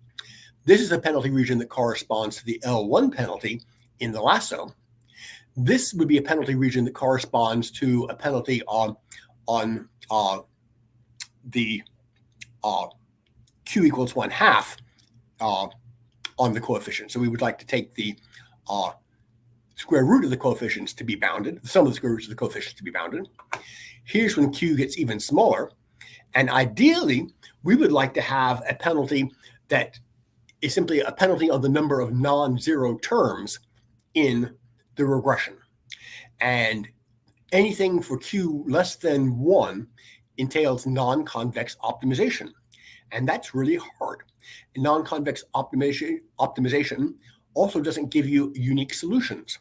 So trying to go below Q equals 1 is a challenge. However, there's been, in the mid-2000s, there was a lot of work on exactly this problem. One body of work was the Danzig selector, and that L0 penalty, which minimizes the sum of the squared discrepancies, subject to a penalty on the number of non-zero terms in the beta vector, is what we want to do. And the non-convexity of the penalty means that one has to perform combinatorial search to find the solution, and that's obviously going to be completely unfeasible for P of any reasonably large size. However, Emmanuel Candes and Terence Tao showed that in some situations a solution is possible, and they called it the Danzig selector. And the Danzig selector is based on the fact that sometimes, even often, the L1 solution agrees with the L0 solution, or say one of the L0 solutions. And the Danzig selector beta hat D minimizes the L1 norm subject to the condition that the sup over the coefficient is of x transpose times y minus x beta is less than or equal to a constant c sub d times sigma times the square root of 2 times the natural log of p. And that c sub d requires calculation. You use linear programming to find the minimizing solution. And again, I will emphasize that the intercept is not part of this beta that we're minimizing. And I'll have to go back and look at the paper, but we may have to subtract off beta naught here as well. And if the number of non-zero elements of the true beta is some k, which is significantly less than n, then with high probability the Danzig estimate does asymptotically as well as could have been done if the identities of the non-zero components were known to the analysts. That's basically an oracle result. And the asymptotics here are a little tricky, but that's Candes and Tao's result. A second version of this problem is due to David Donahoe and Tanner. And they consider the noise-free case in which they assume that y is equal to x times beta, where n is less than p. The x transpose x matrix is singular, so in principle, the system of equations cannot be solved.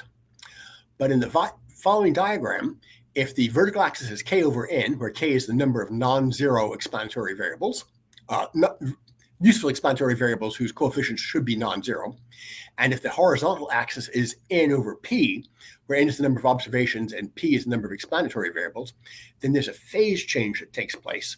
And the ability to find a solution depends on whether the solution to the full system of equations is an interior point.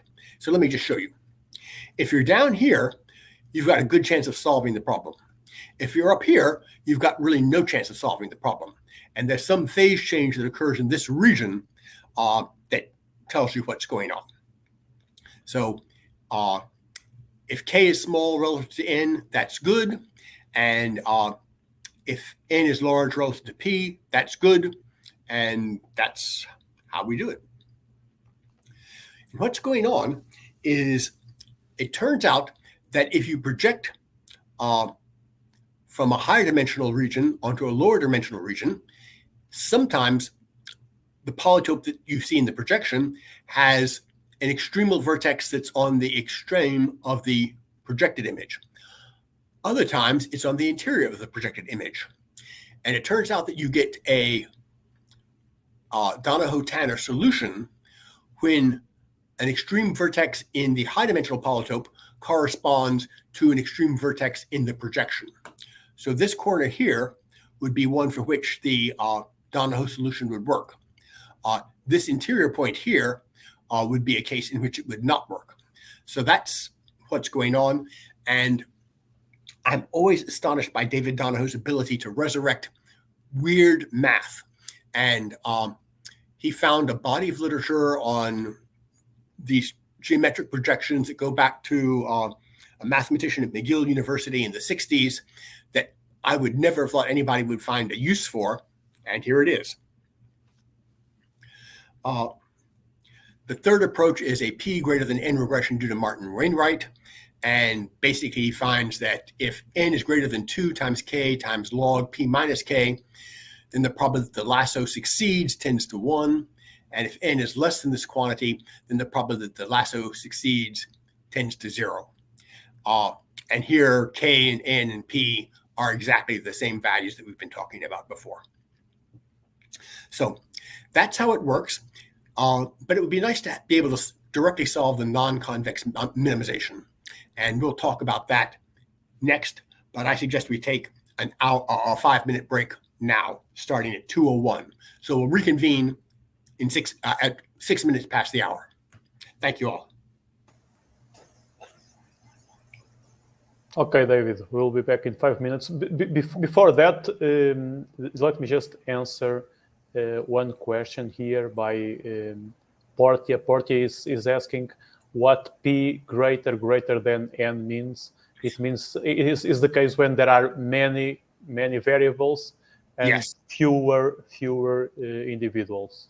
Yes, the double greater sign means that the number of explanatory variables is very, very much larger than the number of observations. Yes, indeed. Great.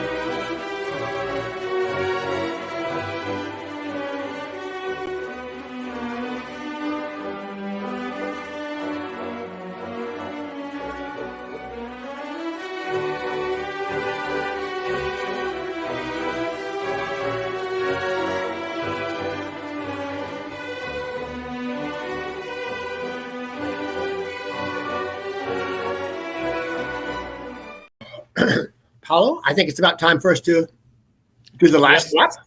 Yes, of course. Great. Oh gosh, there've been people who've tried to apply these ideas from the lasso to non-parametric regression, because all the work by Candes and Tao, by Donahoe and Tanner, by Martin Wainwright, all apply to the case for linear regression with p much greater than n. But work by John Lafferty, Larry Wasserman, and others show that basically the ideas apply to non-parametric regression as well. You lose more degrees of freedom, it gets more complicated, but they have a technique called SPAM, which you can find coded up in R and other places. And so for non-parametric regression, the p greater than n problem can be considered to be approximately solved. But I would like to be able to do regression with penalties q less than 1. And it turns out that Peter Hoff found a way to do this. You recall that the lasso can be rewritten as a minimizer, since the beta hat is a minimizer of the sum of the squared discrepancies plus a penalty on the length of the sum of the lengths of the beta coefficients. And that turns out to be equivalent to minimizing a function f of beta, which is equal to beta transpose q times beta minus 2 beta transpose L plus lambda times the L1 norm of beta. So here q is equal to x transpose x and lambda is equal to x transpose y. And now we can reparameterize this model so that beta is equal to the Hadamard product u and v. And that can be done in many ways, but just pick one. And then the minimization of f turns out to be equivalent to this thing.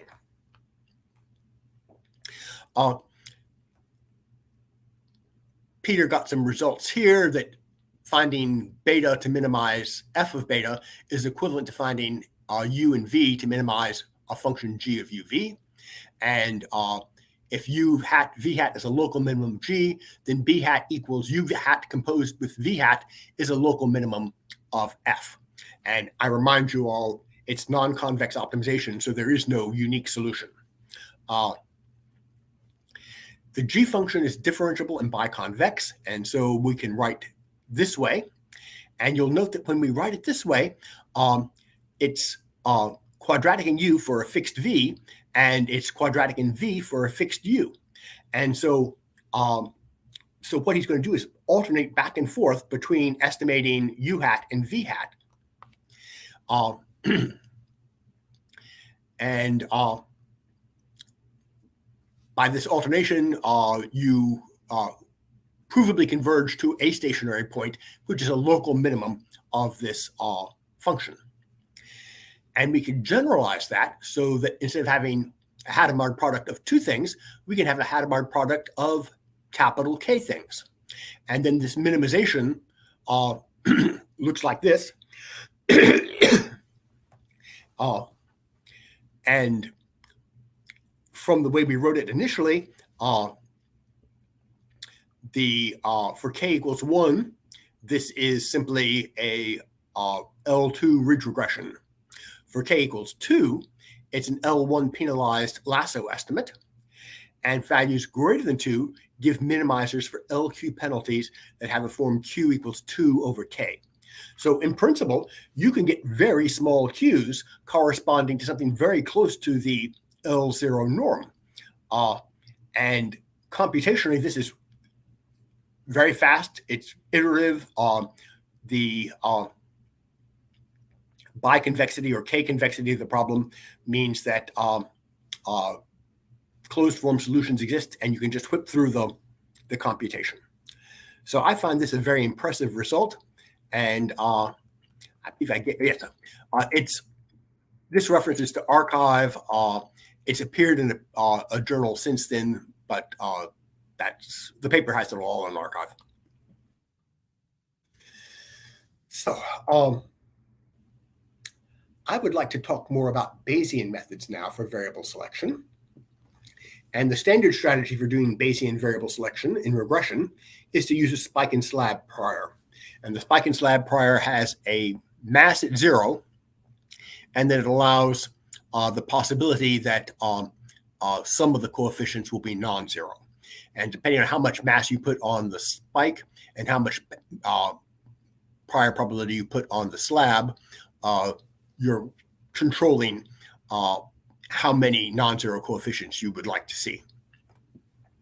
So this pretty closely resembles the Laplace double exponential that we saw earlier. It's got a point at 0 and then allows some mass elsewhere. However, all of that stuff, spike and slab, is old school.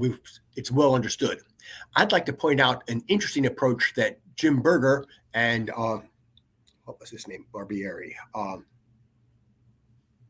Blanking on his first name. Developed, called the median model. And I think it has some very attractive features. Suppose that there are p explanatory variables, and one considers a model of this form. Y is equal to x sub I star times beta sub I star, where x sub I is some subset of the explanatory variables, and beta are the corresponding coefficients. And as usual, we'll keep the intercept untouched in all of this. So we'll just carry the intercept along always. And clearly, there are 2 to the p possible models that one might consider, depending on which variables are in the model and which variables are out of the model. And so we're going to let x star sub I be the submatrix corresponding to just the explanatory variables. Right. And so we're going to let the density corresponding to model m sub I be written as f sub I of the response given beta I star and sigma squared.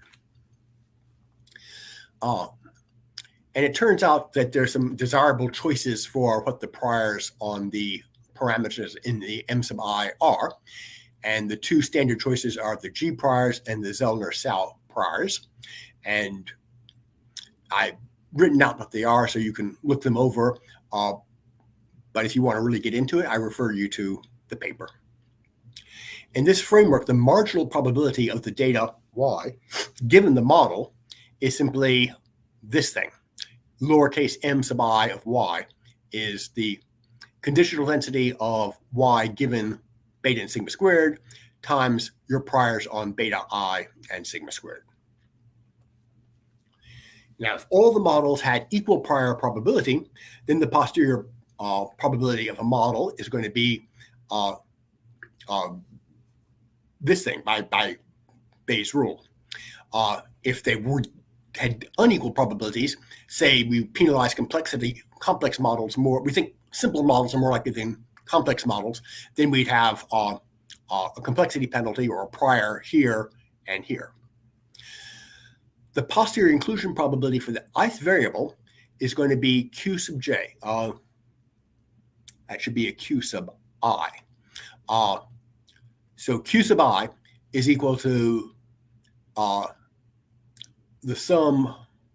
Yeah, it's easier to make this the jth variable. The posterior inclusion probability for the jth variable is q sub j equals the sum of the posterior probabilities of all of the models in which the jth term is included.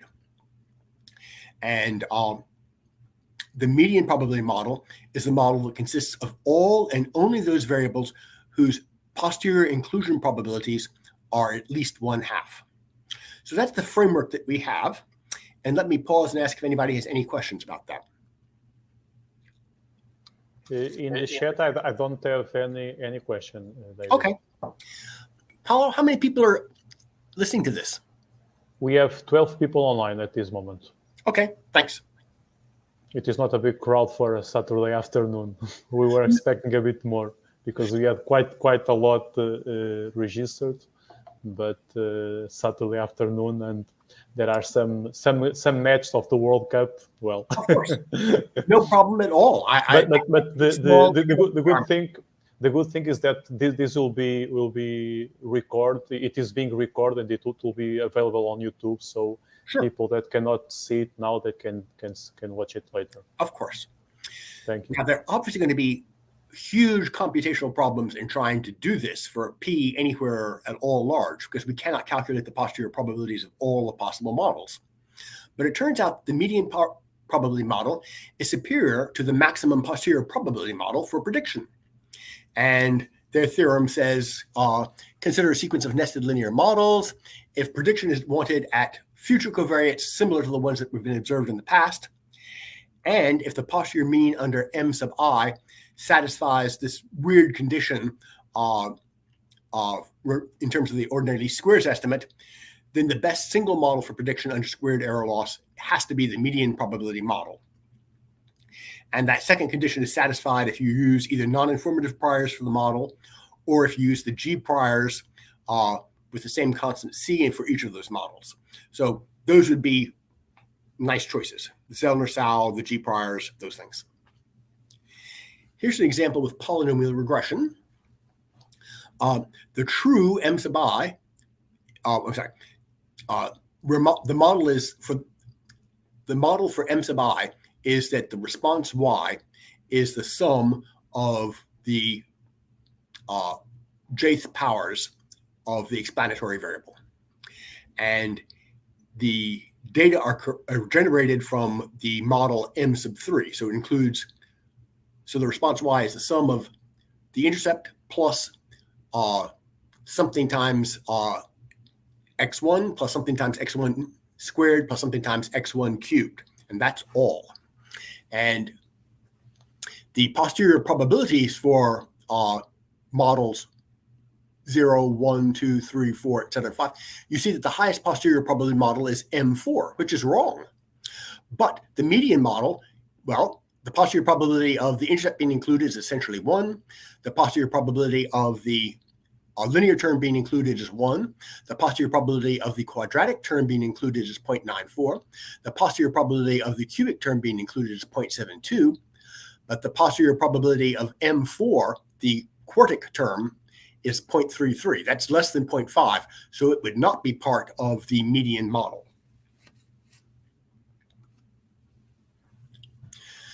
For variable selection, the model space is large, and so one needs to use guided search. One finds some reasonably good models and then searches more intensively in those neighborhoods. So imagine that we have looked at models M1 to MR. So those are models that we've previously studied, and we're going to define the current estimated posterior probabilities for those models, starting with an equal prior, as p hat of M sub I given the data. And that's going to be M sub I of Y divided by the sum of the marginals for all of the Y values. And again, I'll point out that we could put a complexity penalty on this in a fairly straightforward way by adding in something that depends on how many terms are non-zero. Then we defined the current estimated variable inclusion properties for the jth variable as that should be Q hat sub j. That's equal to the sum over all of the models we've looked at of the probability that the jth variable is included in that model. At the next iteration, so we've looked at our models, now we look at the next model.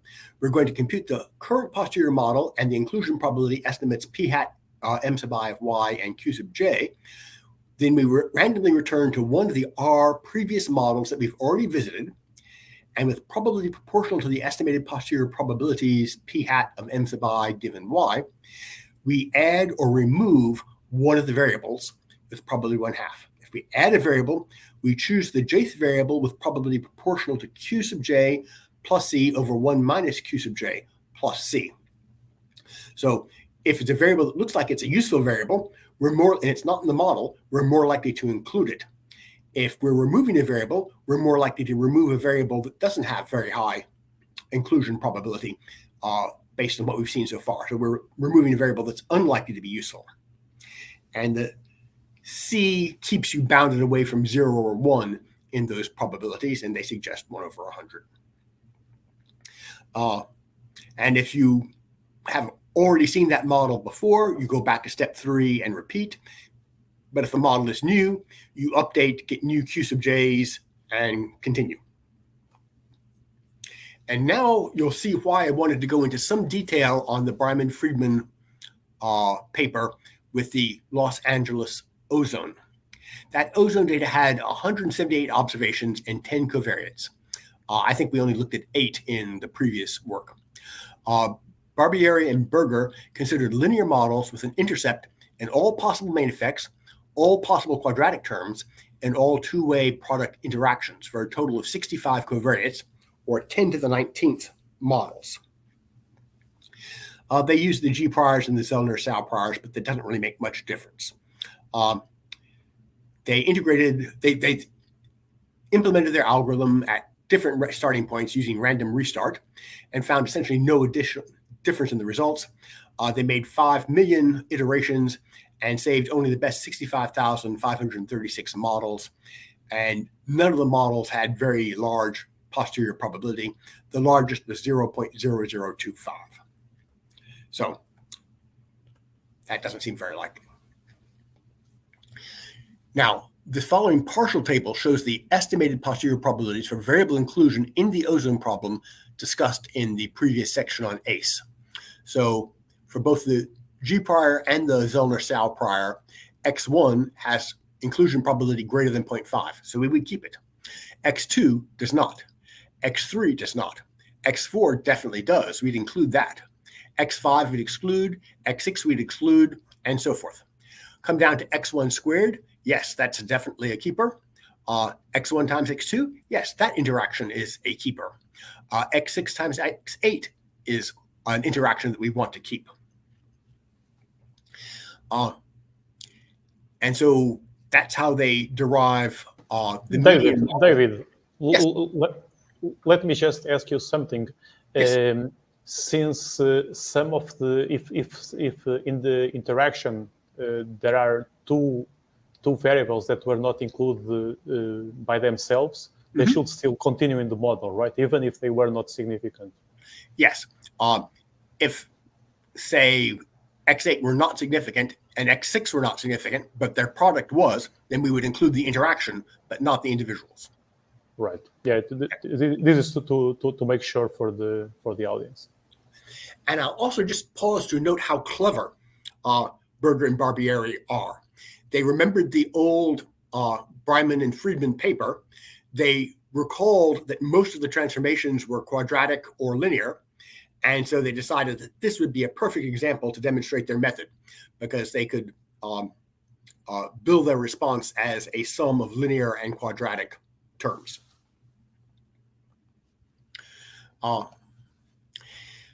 I'm aware that some people in the world are not Bayesian, and I'm sympathetic. Nobody's perfect. And so if you want to do this in a non-Bayesian way, you could choose other model features than posterior probability to drive your search. And so you might try and find models that have good values of the ACA-ICA information criterion. And so in that case, your pseudo probability might be proportional to E raised to the AIC for the ith model. And then the inclusion probabilities are defined in the same way. Probably the jth feature is in the correct model given Y, and we just go forward there. And so the guided search algorithm will apply, and everything marches forward as you would wish. I'd like to make a few comments on higher dimensional search strategies. One is that when you're in large non-orthogonal situations, you want guidance, and revisiting high probability models and changing variables in that neighborhood seems to be effective. There may be no model with significant posterior probability, and there may be thousands with roughly comparable posterior probability. And in case it is important to discover interpretable results, the posterior inclusion probabilities are very helpful. Often one compares the predictive accuracy between two models with different variables, And a smart computer science technique for minimizing computation is racing. You don't have to fit the entire data set to both models and then decide which one has better predictive mean squared error or something, or mean squared error. It may be sufficient to fit 1% of the data to the two models, and that will show you that model 2 is better than model 1. Then you compare model 2 to model 3, and it may be that you fit 1% of the data and model 2 is better than model 3. So you keep model 2 and compare that to model 4. And it may be that model 2 and model 4, you might have to fit 2% of the data before it becomes clear that one of them is the winner. That racing approach can increase your ability to do search, model search, by a factor of about 100. And that's a useful thing to realize.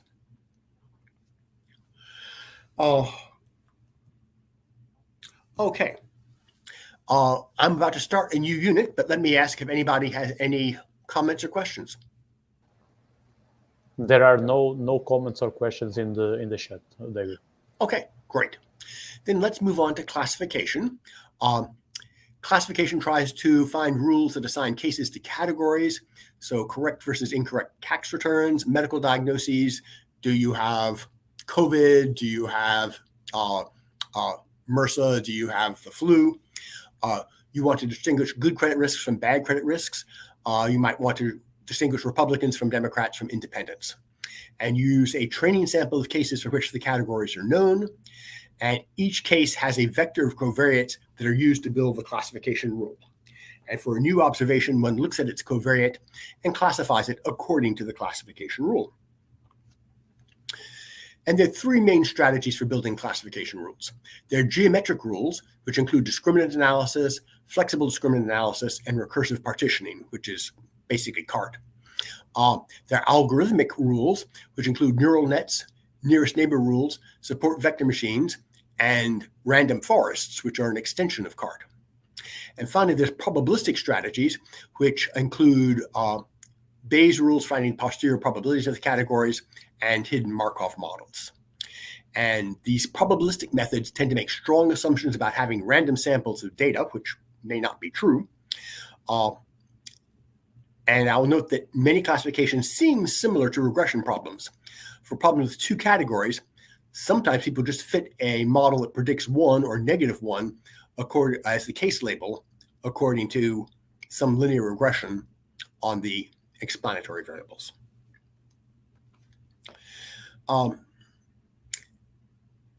Discriminant analysis classification got kicked off with Fisher's classification of iris species. He had measurements on sepal length, sepal width, petal length, and petal width on 3 species of iris: versicolor, virginicus, and what's the third one?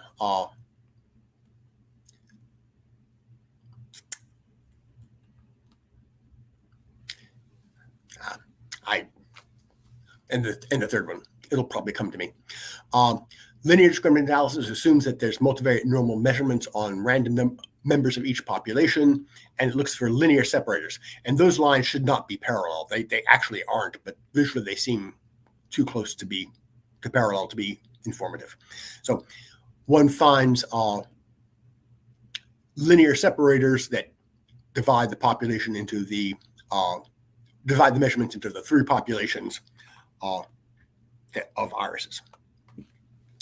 It turns out that discriminant analysis and all other classification techniques are also subject to the curse of dimensionality. And one way to see this is that if you have a new observation, you assign it to the population which has the minimum Mahalanobis distance to the observation. And that minimum Mahalanobis distance, well, you have the means of group 1, group 2, group 3. That's x bar sub j. xi is a new observation, and we're going to assign it to group j if xi minus xj x bar j transpose times the sample covariance matrix inverse times xi minus x bar j square root is the smallest. So in order to understand what's going on, we can rewrite the mean of group 1 and the mean of group 2 for a 2-group thing for a two-group situation as the true mean of mu1 plus the random noise that comes from estimating the first population mean, and mu hat 2, which is going to be the random noise, the mean of mu2 plus the random noise. And we're going to assume that the covariance matrices are both known to be sigma squared I, because that just makes everything simple. Our new observation is going to be x equals mu1 plus v, or nu. So this comes from group 1. And we're going to assign it to population 1 if the Mahalo resistance to group 1 is less than the Mahalo resistance to mu2. And we can rewrite it in this way because we assume the covariance matrix is an identity. And then if we expand things, this inequality becomes this inequality. And further simplification gives us that. As n goes to infinity, this criterion converges to assign it to group 1 if 2 times sigma times nu1 times mu1 minus mu2 is greater than mu1 minus mu2 squared. And that's equivalent to saying the probability of misclassification is the probability that the error nu is greater than mu1 minus mu2 over 2 sigma. And clearly that's a signal to noise ratio. Mu1 minus mu2 is the strength of the signal, how widely separated the two population means are. And sigma is the noise, how far away from a mean an observation is likely to be. So as n goes to infinity, that's great. But what does the curse of dimensionality tell us? Well, the curse of dimensionality tells us what happens when p gets large. And so if p gets large, then this is our expression, and the probability of misclassification is going to go to this thing. So we're going to wind up with 1 minus the standard normal distribution, cumulative standard normal distribution of 1 over 2 sigma times mu1 minus mu2. Okay, that's the signal to noise ratio, times 1 plus 2 sigma squared over this thing, times p over n. And if p over n is large, well, this is large. The standard normal evaluated at a very negative quantity is 0. So the probability of misclassification is going to go to 1. And so that tells us that the curse of dimensionality is a real issue for discriminant analysis. And by extension, it's going to be an issue for lots of other types of classification. I apologize to people who are red-green colorblind. This is the color palette that was used in the first edition of Hasty, Tibshirani, and Friedman. And I wrote to them saying, you really ought to change that. And in the second edition, they did. It's now blue and brown. But what we're seeing here is that we've got, excuse me 1 second. My wife just texted me, and I need to tell her.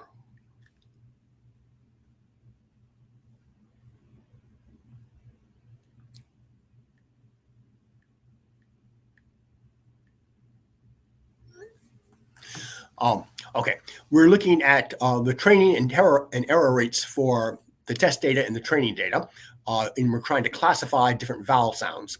And what we see is that the training on the training data, the lower line, seems spuriously optimistic about classification accuracy, whereas the test data, the red line on top, shows that in fact the classification for this using discriminant analysis is not good.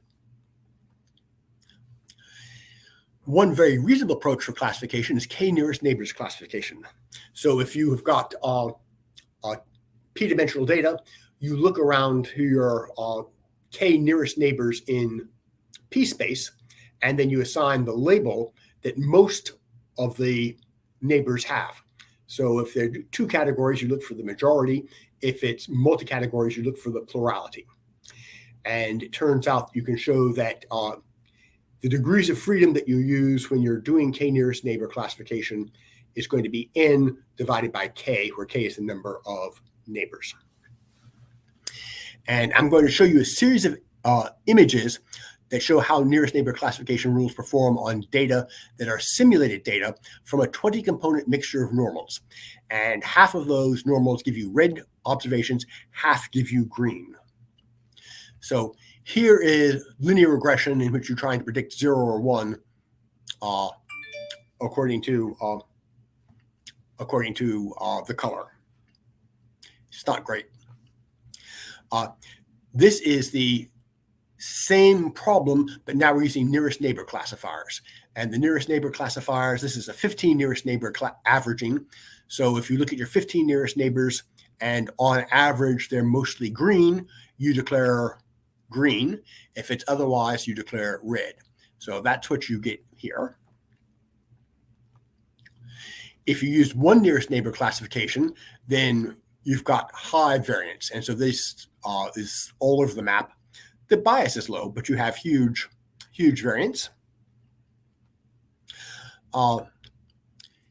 Here you're looking at how the test data differs from the training data as you increase the number of neighbors. And this is actually degrees of freedom on the bottom. So that's going to be n over k. And you see that you want to have the test data seems to be doing best when you're about 20 nearest neighbors. This is the Bayes rule classifier. So if you were God and you knew exactly what the locations of all the multivariate normal, all the bivariate normal distributions that are generating data were, then that would be the optimal classification rule that you could have. This is the classification rule obtained by a neural network for the same data set. And if you look closely, you can see purple lines that show the Bayes optimal boundary and how far away that is from this neural net. And this neural net does not use weight decay. Here's a neural network with weight decay, and it's magical. You can see how much better it does than the previous neural network and most of the other previous techniques.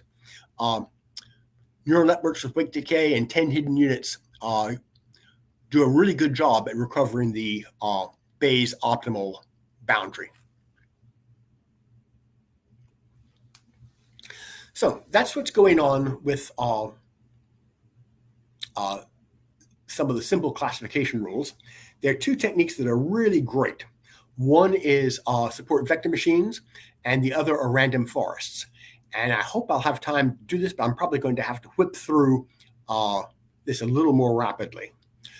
Support vector machines were invented by Vladimir Vatnik, and they're totally counterintuitive to how statisticians think about things. They blow up the number of explanatory variables rather than reducing them. And statisticians have been trained to seek simplicity. And so I'm going to try and do this with pictures. First, we imagine that we have linear machines with separable data. So we would like to try and find beta such that we can best separate the two categories with labels -1 and +1. And Vatnik's strategy is to choose the beta that creates the widest margin between these two separable classes. And here is a picture of that. The yellow band is the maximum margin classifier. And you can see that it has one green point up here, two red points down there. They're blue because these are the support vectors. But knowing those 3 points determines the regression line entirely. And I can move these red points around any way I want on this side. I can move these green points around any way I want on this other side. And as long as I don't cross the margin, everything is good. I get the same estimator. So Vatnik's intuition was we would like to find the large margin classifier, the widest yellow strip that separates those two populations. It turns out that that's an optimization problem. You have to transform that optimization problem a couple of times, and then you can use the Lagrangian to solve the wolf duel and you're off and running. And I don't really care about that, so let's move on in the interests of time.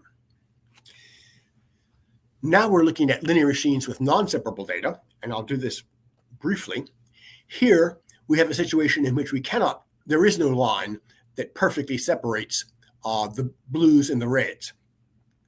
So instead, we're going to maximize the margin subject to a penalty that we pay in terms of slack variables. So this blue one crosses the separating line, and so we pay a penalty for that. This red one crosses the separating line, so we pay a penalty for this.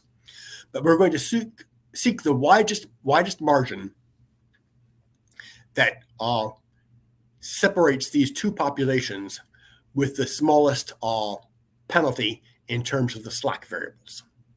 So that's the idea for linear non-separable cases. The action gets interesting when we move to non-linear machines.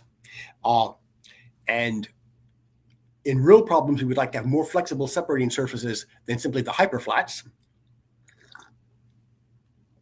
And Vapnik's innovation was to express the surfaces in terms of a vastly expanded set of basis functions. So support vector machines map the problem to a higher dimensional space, sometimes an infinite dimensional space, then solves the linear separation problem using nonlinear basis elements. So in that higher dimensional space, it's all linear, and then they map back down. So here, you can see that there's no linear separator that will divide the red points from the blue squares. But if we map it up to a space that includes basis elements that are squares, then we can get linear separation in terms of the quadratic pieces. And when we map it back down to our original two-dimensional case, the reds and the blues can be separated by a circle. So that's the intuition behind the nonlinear separators that Vapnik uses. I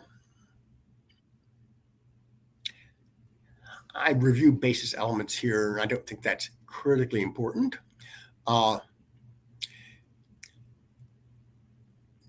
There's something called the kernel trick that says that we can write the basis elements for... David, yes. David, sorry for interrupting. There is a question that is asking, does classification follow the same rules and assumptions of multivariate analysis of variance? Vapnik did not think about multivariate normal noise really at all. He was simply trying to come up with a way of geometrically separating two or more populations in a high dimensional space. Is that responsive? Yes, I think so. Thank you very much. Of course. This kernel trick means that we don't have to look at all of the potentially infinite number of basis elements. We only need to look at some of them, and those are the elements that correspond to a kernel that we pick. And picking the kernel is part of the art of support vector machines world. So here are some of the standard kernel choices. There's the radial basis kernel at the bottom of the page, in which you look at a kernel that looks very much like a multivariate normal distribution.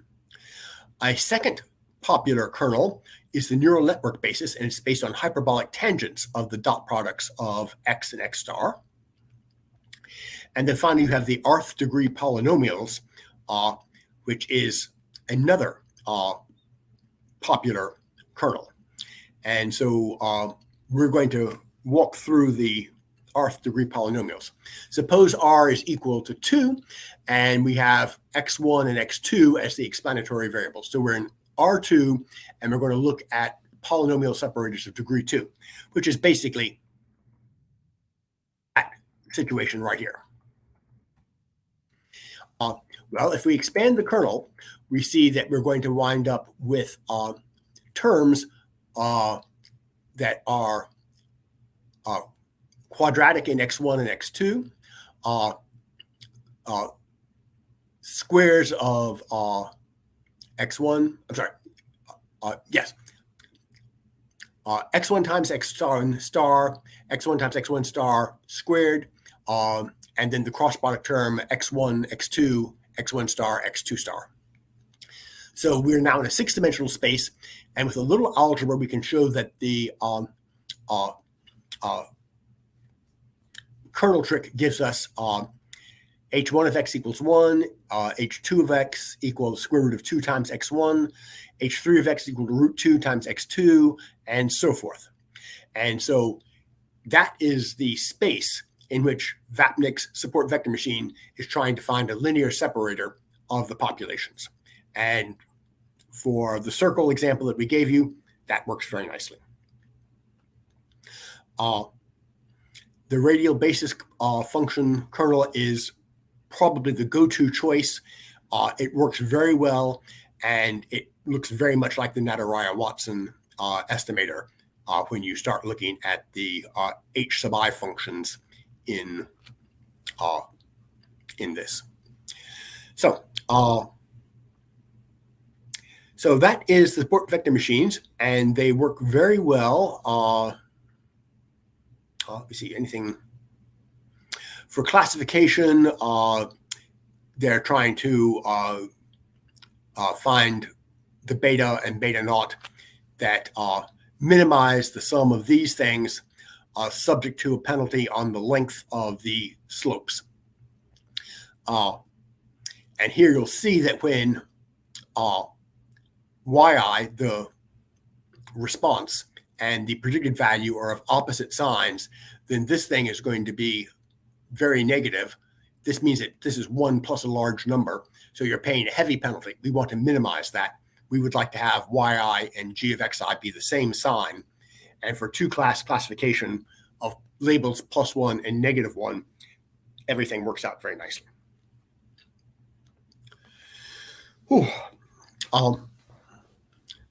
I would like to try and do random forests now.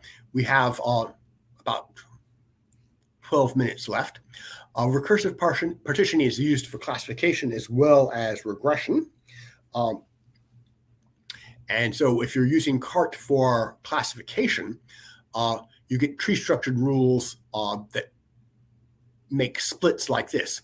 Is xi less than t, and then you split, and you continue to make splits until you come to a terminal node and you declare the label, the classification label, to be the majority or the plurality of the categories at that terminal node.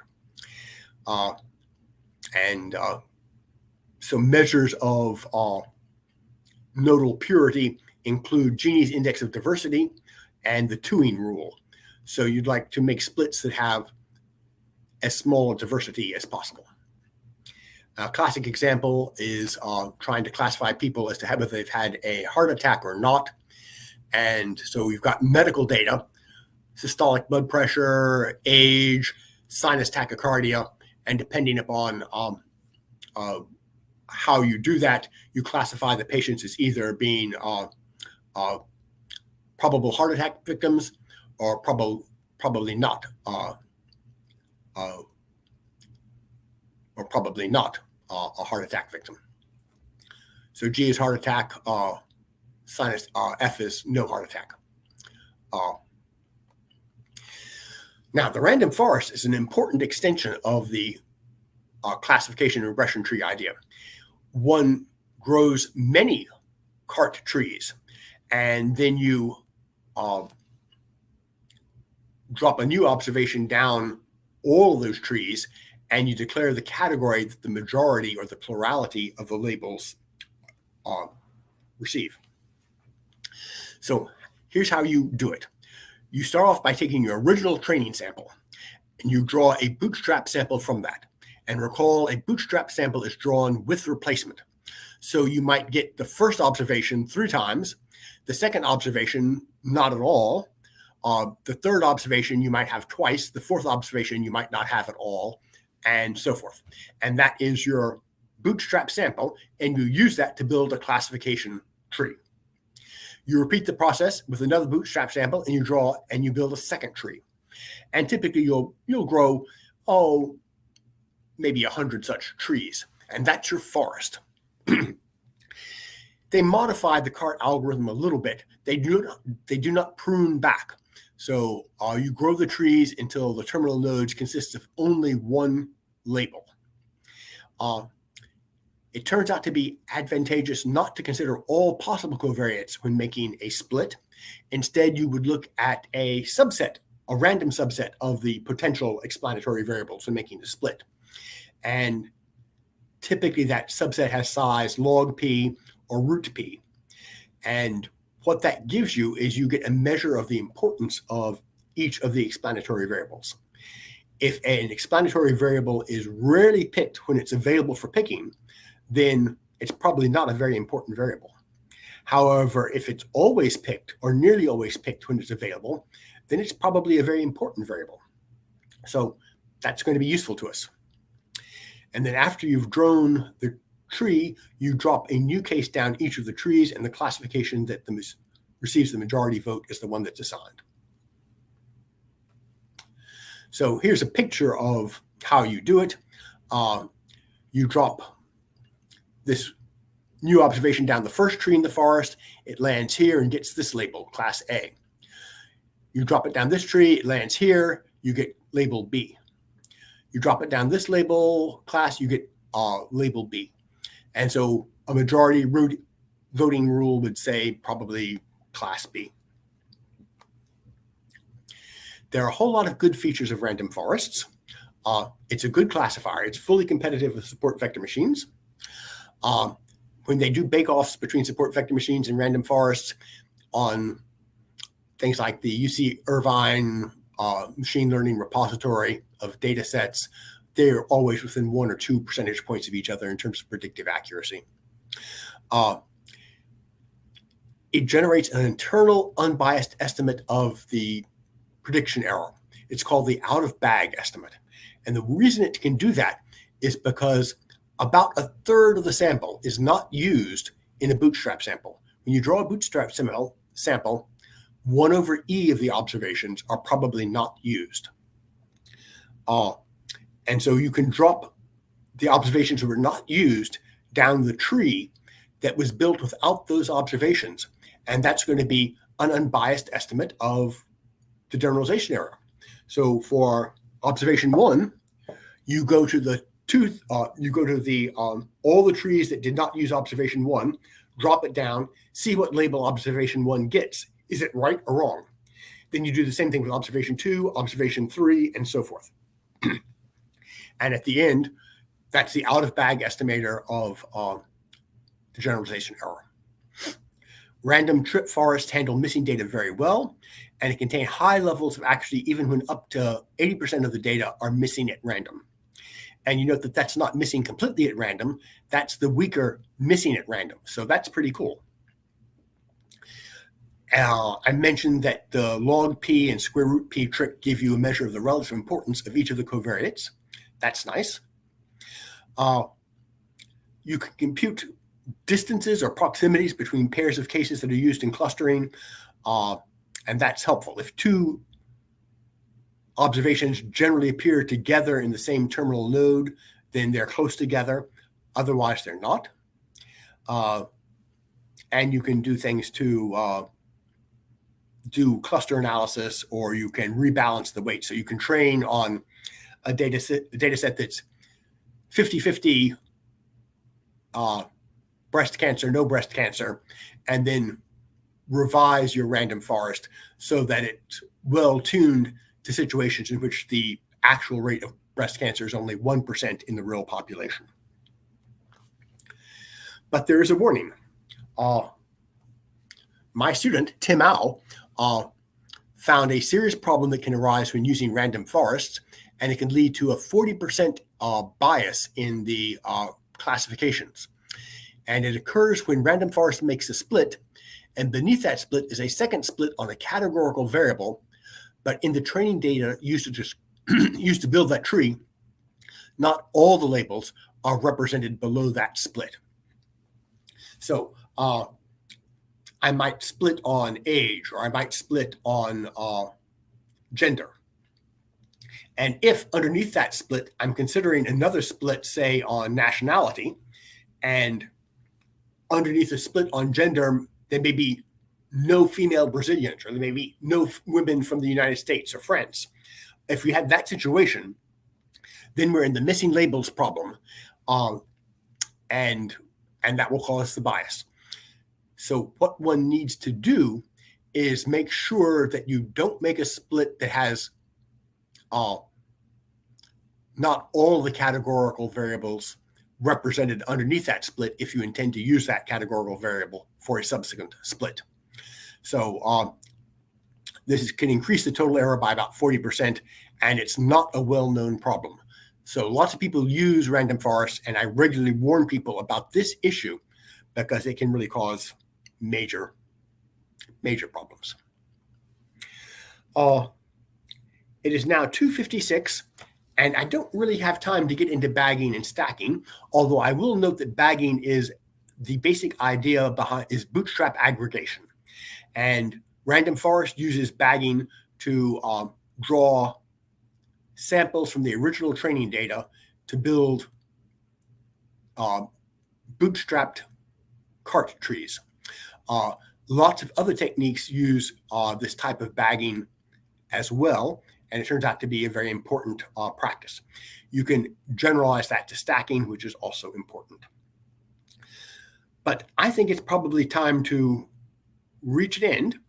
Let me ask Paolo what questions or comments or thoughts people might have.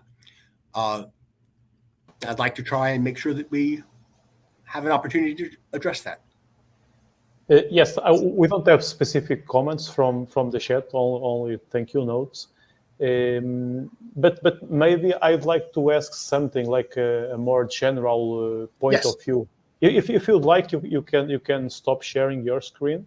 Okay. I have you already on the screen together with me. Okay.